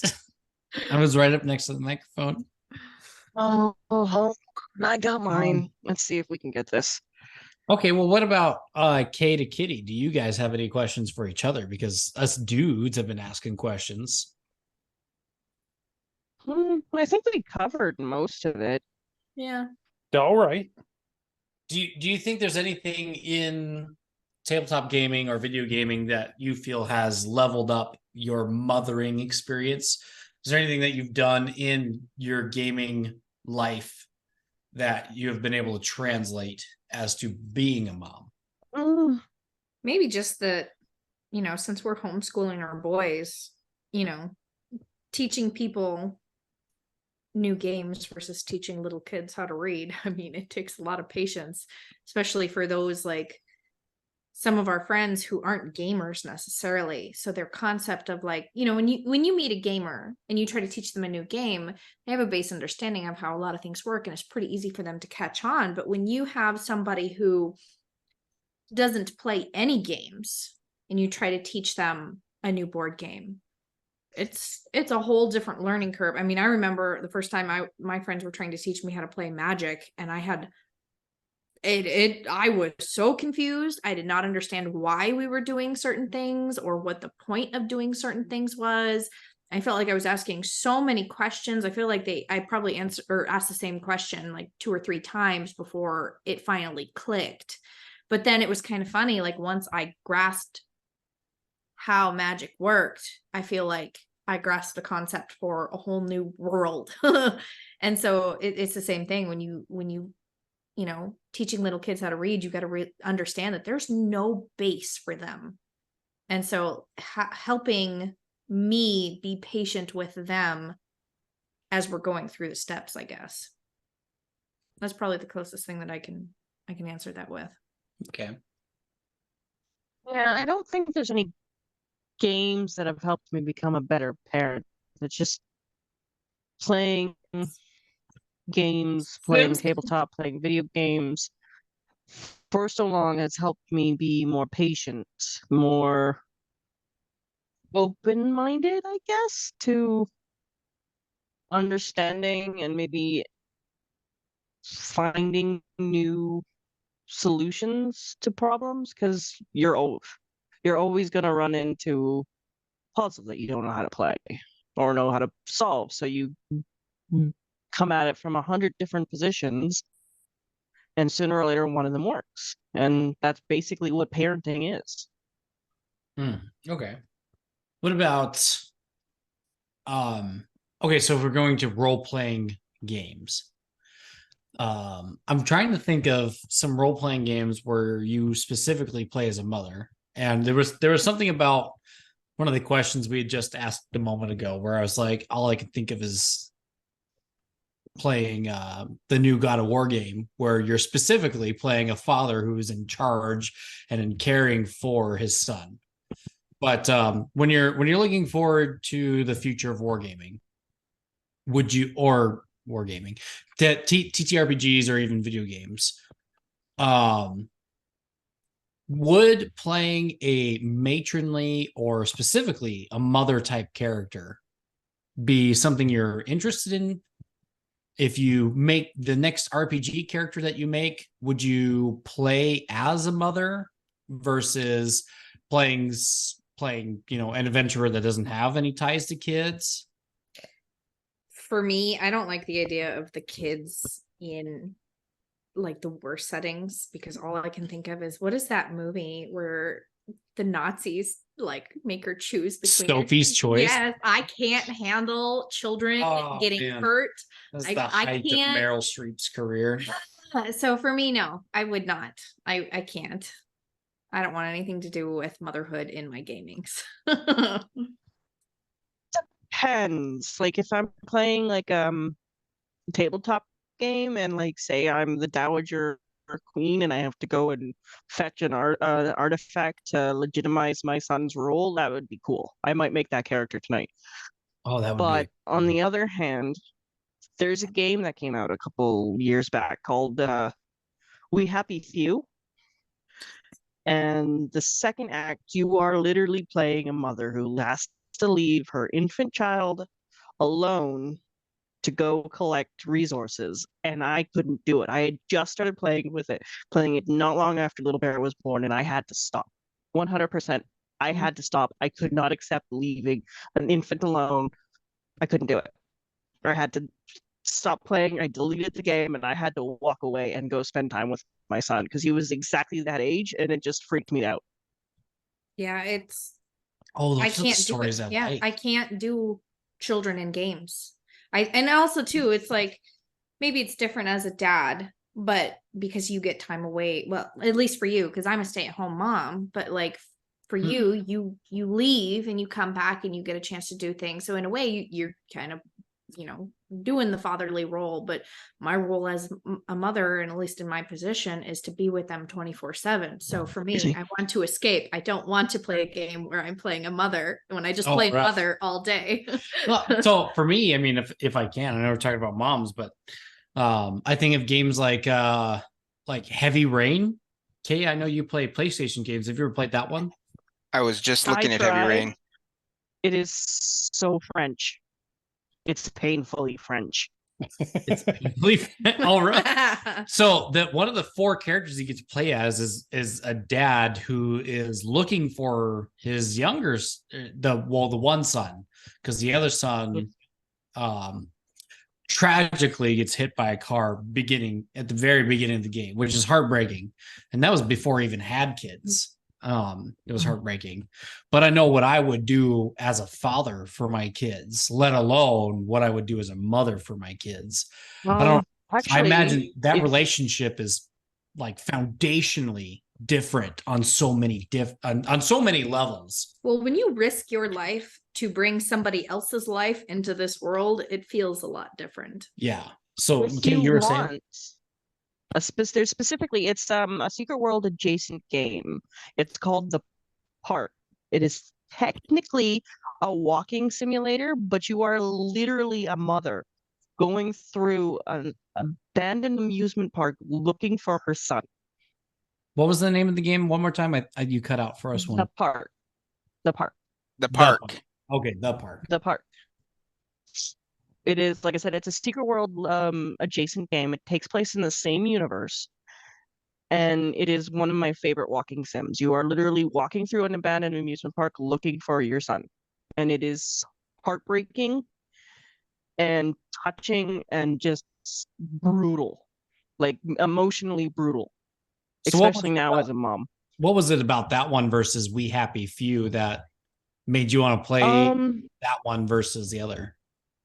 Well, on this one, I started playing before I had my son, so that could be also a factor.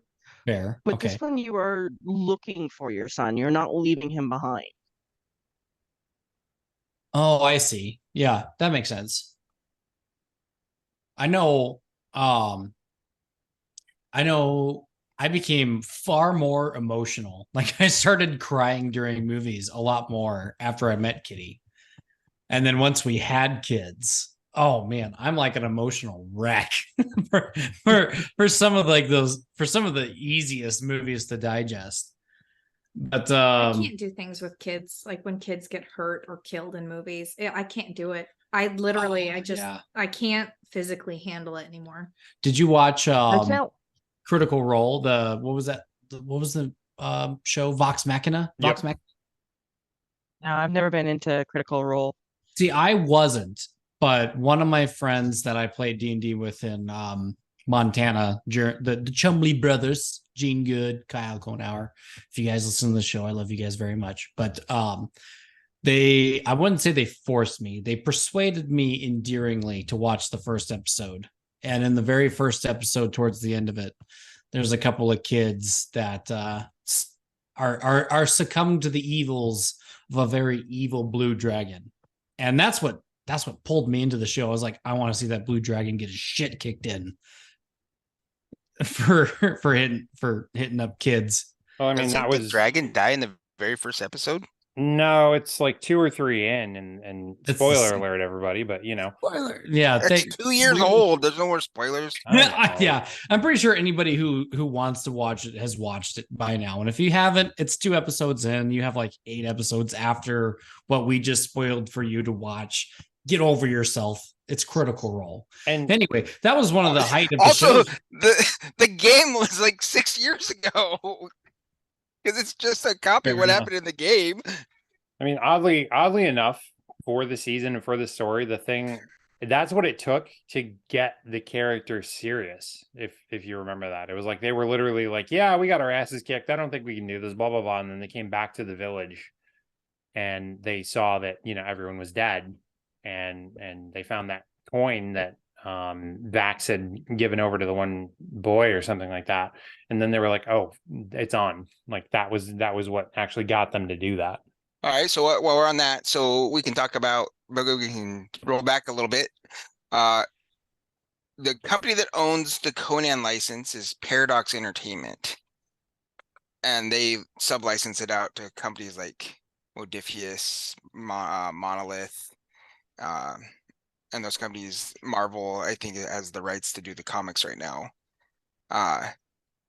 Red Sonja is owned by Red Sonja LLC. Because Paradox owns White Wolf too, as far as I know. they own Brack Mac Morn, Kroll, Solomon Kane, Mutant Chronicles, Warzone, Cult, Chronopia. They used to have Heavy Gear. Target Games is a part of them. So if that is under Target Games, it might be. So yeah, Paradox is also a part of Cabinet Entertainment. Or has become renamed as Cabinet Entertainment nowadays, I guess I should say. So that is some of the background history of those companies and why it's so much harder to find Red Sonja within the Conan world. Because the Red Sonja, as we know her, was created by actually Roy Thomas for the Conan comic books, and he kept the rights to her and created the Red Sonja LLC. Red Sonja from Howard is actually in the probably 1600s, maybe 1700s, and she was like a swashbuckler that was doing something against the, I want to say, the Ottoman Empire, and her name was spelled with a Y instead of a J. And so that version of Red Sonja is still owned by Paradox or Cabinet. I unfortunately have a lot of knowledge on this because of all the work I used to do. I used to love Robert E. Howard, but I had to leave the community because too many people within the community were applauding and talking about how Howard was a hero for committing suicide, and that didn't sit well with me. Oh, yeah, that's Jesus not okay. Christ. Yeah, these people think that he was a hero because he did this to himself, because he just couldn't stand the world the way it was anymore. I'm like, no, I mean, he was a brilliant guy, but that's not the way out. And don't try playing it that way. He took a way out that nobody should take. No, I don't know. Yeah, it's rough. Like creatives, tend to pull in, especially the greater they are, the more admired they are, they tend to pull in, some really shitty stuff.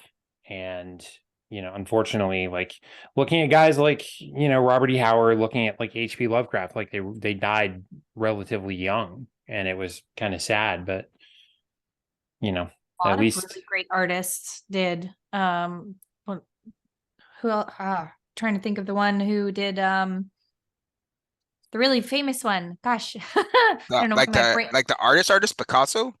Well, yeah. Well, Picasso lived a long time. What are you talking about? He didn't die young. wasn't it Van Gogh? Van Didn't he die in Gogh. his Yeah, 30s? I He meant Van died in Gogh. his 30s. But also the Red Death. What is his name? Edgar Allan Poe. Did you mention him? He's another one who died tragically and young. Well, younger. He was 30 something, I think, when he died. Yep. Mozart. I think he was his 20s, late 20s. I thought he was in his late 30s. I could be wrong. Wasn't he part of the 37 Club? Can't remember. Hey, look, at that time of life, 37 is pretty old. So interesting Shoot, I'm thing 2 about years away that, from that's 40. not true. They said that the reason why the median age of people dying was so young, they were like, oh, average lifespan is only what, like 37. That's not necessarily true. It was just that so many children died that it brought down the average age. Yeah, I mean, you had everything from like they just wouldn't survive like a flu or an epidemic of smallpox or something like that. Like so many things that we, take for granted that don't and thankfully aren't super lethal these days were then. Like Mhm. So Edgar Allan Poe was 40, almost 41 when he passed away. I mean, that's still relatively young. I mean, in today's society, anyways, especially when people are living into 80s and 90s. not But then to you totally Kurt Cobain too. I mean, I don't know Yeah. if everybody loves him as an artist, but I mean, technically he was. He was a musician. Jimi Hendrix. Janis Joplin, River Phoenix, Jonathan Brandis. Yeah. Mozart was 35. Okay, so I was right then. Yeah. 30s. 30s. What was the other one we brought up? Van Gogh? I think Van Gogh was in his late 30s as well. Or as they say in the UK, Van Gogh. Oh, jeez. He was born in 1853 and died in 1890, so that would be 47 years old. Okay, so he was on the older side then. For the time, yeah. Yeah. I can go over some Kickstarter news if we want to cover that. That'll work. So there's currently 4 big Kickstarters that I'm tracking that are worthy to keep an eye on. The first of which we'll start with the ones that are ending the soonest. So Warzone Eternal is the relaunch of the Warzone universe. Has 18 days left to go. It is the Warzone / Mutant Chronicles game type put out by Rest Nova Games. It's already reached its goal. It has 18 days left to go. $50 will get you into one of the factions. Nice. Let's see. After that, it's probably War on Terra. If my computer will stop freezing. War on Terra has 22 days left to go. It has also reached its fully funded. It's by AWA Game Designs. It has 4 factions, but the main 2 I think are like a human-ish faction and like the Alien Greys type faction. These are, I believe, STLs that you'll be able to get and print yourself. Oh no, I'm incorrect. They're actually sending you 2 armies, so you'll just have to buy into the armies. It looks interesting. It has some unique mechanics. There's a pretty good video on the gameplay out there on YouTube. I can't remember who put it out, but I watched it maybe 3 days ago and it gave me a heads up on this game. After that will be Heck Ghost. It is reached by That Evil One. These are basically stand-ins for Imperial Guardsmen for Warhammer 40K, but you can use them for any type of skirmish game you want, and these are STLs that will be delivered to you as soon as the campaign basically ends, and they are based off the Helgens from the Killzone video game. Love it. It's about $55 US to get basically everything for the game. If you get the early bird, which is no longer available, my bad. So your next option would be 44 for just the troops, or 66 for the troops and the vehicles. Good deal. And then the last one is called Grivenborough 3D printable miniature set by Philip Sin. And this is fantasy set STLs that will be delivered. It has reached its funding goal already. and it looks like it's got Train and 3 different factions of miniatures that look like they're very compatible with Age of Sigmar or Warhammer Fantasy. You can use them for RPGs.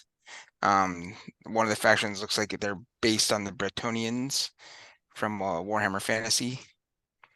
And what else? The other faction looks like it might be like their version of Chaos. So that's in the Kickstarter news from me. Very cool. I unfortunately the past week I've been pretty out of the loop. I've not really been up on Kickstarter. The last one I was paying a lot of attention to really was BattleTech Mercenaries, and I believe that ended 2 weeks ago, 3 weeks ago, something like that. Yeah, it's been in it for a while now. Yep. But it broke $1 million. Yes, it did. I'm excited not just for the mechs, but all the other, like they're bringing vehicles back in. We're finally getting Aerotech in the CGL game. I like where that's going. I like the fact that we're catching up. We're getting a little more present. And we're getting a little more of the, fully fleshed out BattleTech that previously was, much more common.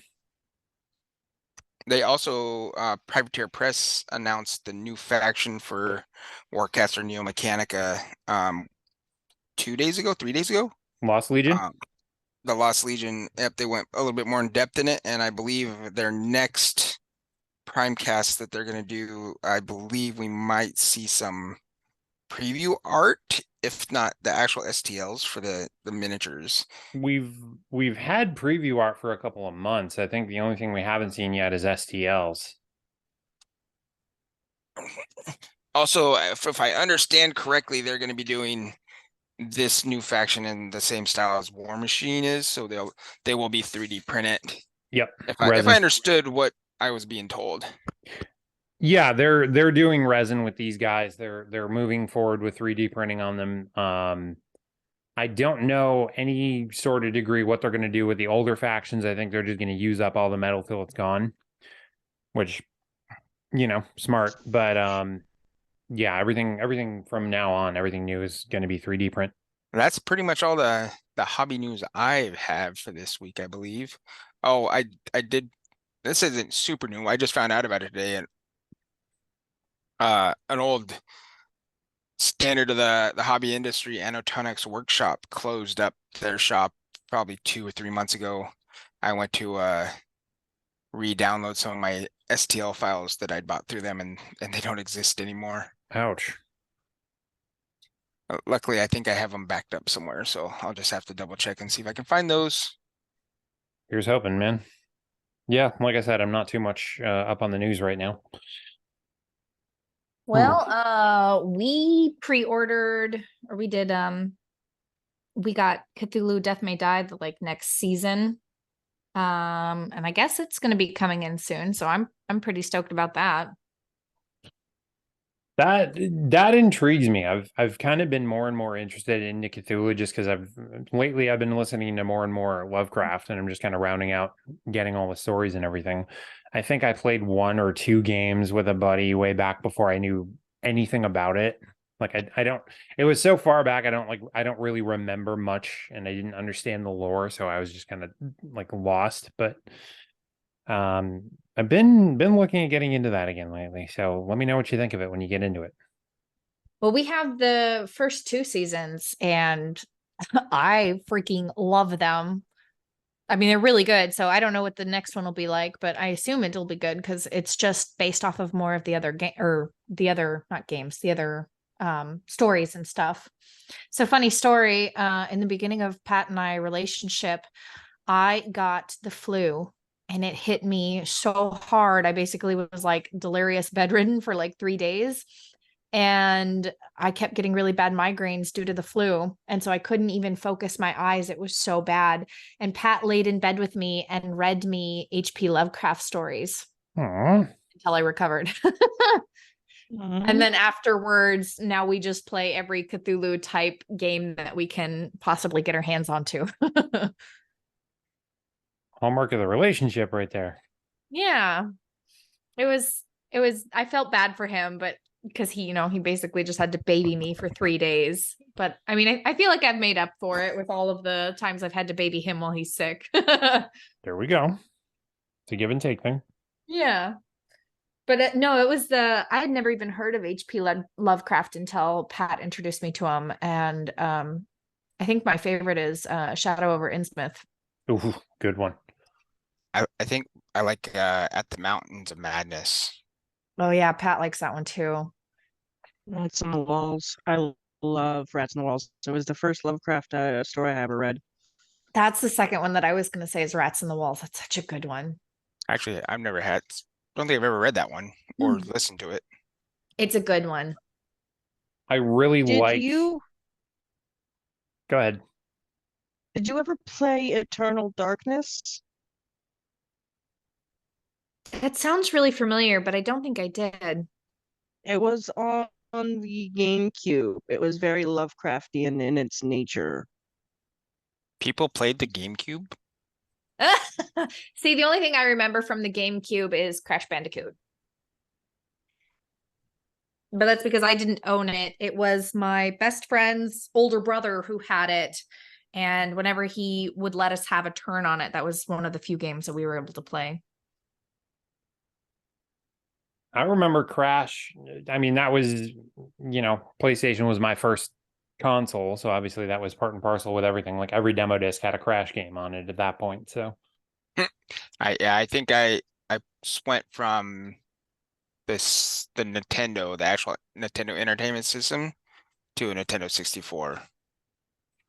I think I brought up last time I didn't get a Nintendo until I was probably 14 or 15 years old, because the way my father was religious. And I was just thinking about the reason we were able to get it is because there was a knockoff generic game that you could play on the Nintendo that was like the story of Noah, and you'd have to run around and collect all the different 2 of each creature and bring it to your ark.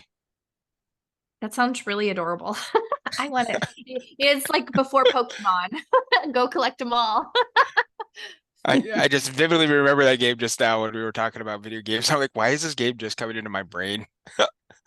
So speaking of random games, do any of you have any game that you're like, I bet nobody else has ever played or heard of this game? Because I have one that I played on PC at my friend's house, and I'm pretty convinced that nobody I've ever talked to knows this game. I do actually have a game, and I couldn't remember it for the longest time. I kind of forgot what the game's name was until my brother reminded me, and I was surprised he knew about it because he was so much younger than me when I played this game. I had to been 15 or 16 years old, so he was 3. Wow.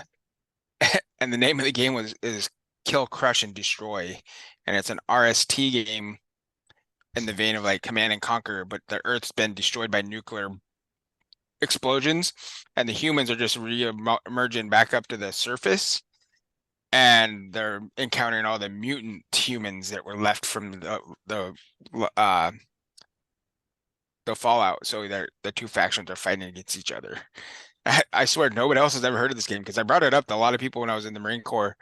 I was like, yeah, it's kind of like Kill, Crush, and Destroy, right? And they're like, what is that? Never heard of it. I've never heard of it. Was it on PC or? Yep. Yeah, it's a PC game. Huh. I can only think of a handful, and I could totally be wrong. One of them, and I think it actually started as tabletop and became a computer game. Have you guys played or heard of Space Empires? No, No. I haven't. No. Space Empires. This is, you can find, I think it's up to like 5, Space Empires 5 on Steam, and I will play this just to mess around. It's sort of like a crude space civilization game where you have to, you play a race, and you start off in one home star system, and you have to, you essentially have, like space flight from the get. And you're not like going from the Stone Age. You're going from the age of we can get off the planet now. And you manage different things between resources, political alliances with other races, researching technology, handling natural catastrophes and stuff that go on. Like you'll have a planet that just, magically gets solar flared, or your sun could just blow up at any moment. All these different things. You go to war with other races. So is it like It's Oregon Trail but space themed? I want to say it's more like Masters of Orion, except for instead of it being turn-based, it was, if it's the same game I'm thinking of, because I'm pretty sure I had the Space Empires 3. Instead of being turn-based, it was happening all the time. So you had to keep up with it, and it was like a really hard game to play. it is turn based. So you go, even if you're playing AI, they all have a turn. But yeah, I've always liked it just because, obviously I was nuts over Ender's Game, and I liked, strategic space combat, and you can get down to the nitty gritty of like controlling your formations and how do your ships fight and what's their tactics and strategy. Just a lot of depth to that end of it, even though you don't have to play military. You can play defensively, you can just win technologically, you can win through espionage, you can just make alliances with everybody. You don't have to crush, kill, destroy. But it definitely was a lot of fun for me. Very nice. What about you, Kay? Was there any game that you can think of like that?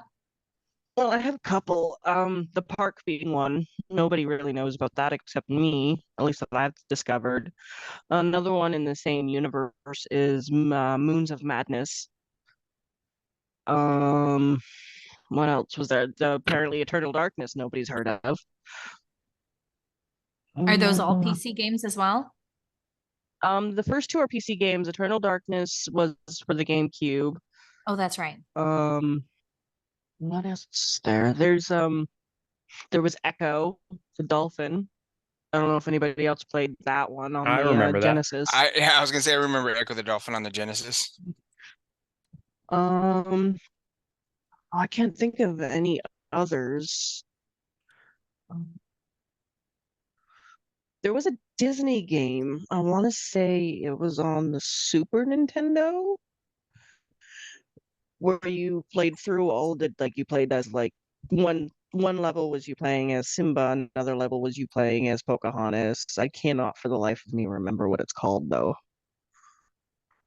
And then there was the Super Nintendo Bazooka games. Yeah, I'm so old. I remember the Super Nintendo Bazooka I remember the bazooka. I can't remember the games. because I remember there was a bug killer game. That's the only one I can think of. Yeah, I had one growing up that was on PC, and it was called Claw. And you played as a humanistic cat pirate. And you start the game and you're in prison and you have to jump or like break out of prison. And it's all like side scroller, kind of like the old school Mario, and you have to like jump between platforms and things like that. And there was so many different levels, and it was so weird, and nobody I've ever talked to has ever heard of that game. I don't think I have. No. Oh, never heard of that one. But there's so many games out there. I think that's part of the fun too, is no matter what you're into, you can always kind of find a flavor or a version of a game that you're really hits the spot for you. Yep. And now I want to download Masters of Orion and play it again. I wasn't always the biggest fan of racing, but I remember I had this on a demo, and years later I came back to it. You guys ever play Wipeout for PlayStation? No.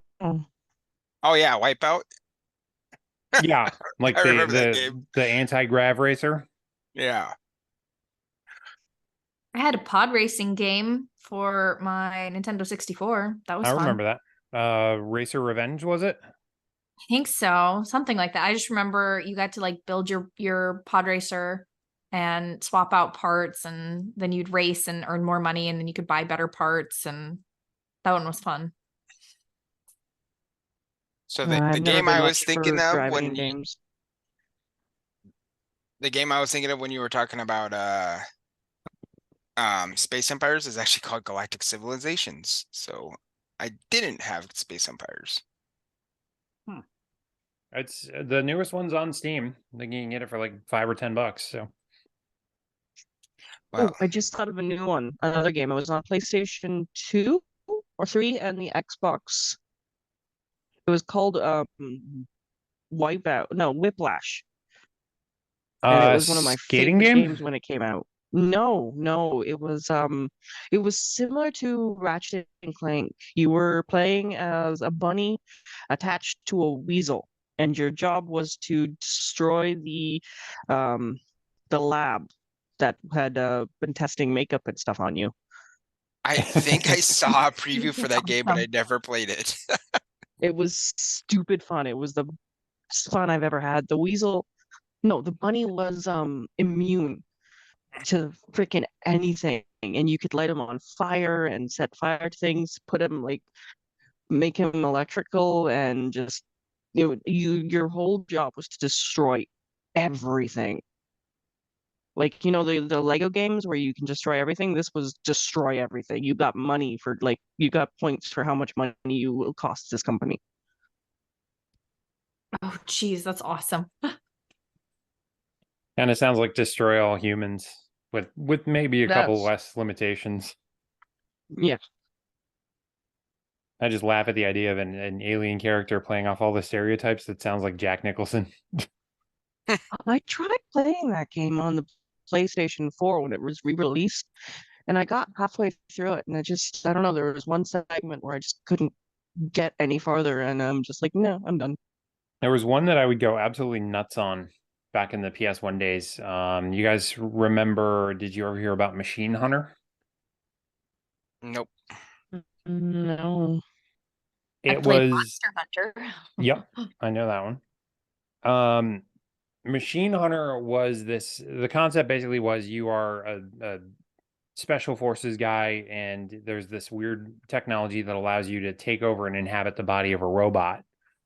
And humanity has, varieties of robots for different things. And you're essentially trying to put down some kind of rebellion on Mars, and it's like it's a top-down shooter. And the problem I had with it was the maps were absolutely ginormous, and you didn't have anything like it had like a map system so you could try and figure out like where you needed to go, but it was just top down, and it was just like wireframe style maps. Like when you're playing, you're seeing actually like animations and renders, but the map to look at everything overall and kind of navigate and get your bearings is just wireframe. So if you had like overs and unders and hidden doors and hidden this and that, it was like damn near impossible to get through certain levels. But you're basically just blasting away, and the way you get through is you take over robots until they get destroyed, and then you go back to human mode, which can get its butt kicked by anything. But like your basic robots are like trash collectors that have grenade launchers for some reason, or child entertainment robots that look like a clown with a freaking 9mm pistol. Like, what the hell? Anyway. Well, alrighty. I really want to thank you guys for all being here. I like expanding this, and I'd love to have you on in the future. So obviously stay tuned, and we'll try to plan out the schedules and get everybody involved. But Katie, Mama Bear, thank you very much for taking the time to be here. And please, tomorrow, do something for yourselves. Have a very happy Mother's Day. Yeah, thank you for having me. This was Yeah, fun. thanks for letting us on. I appreciate that. Absolutely. You And should join us more often and less Pat. Nah, he knows more about games. I'm just here to spill his dirty secrets and make fun of him. So yeah, Jeremy, we are not outing Paddy for F's sake. Damn it. Down boy. All right. Well, have a good one, all you moms out there. Have a very good and happy Mother's Day. Take care of yourselves, and we'll see you on the next episode.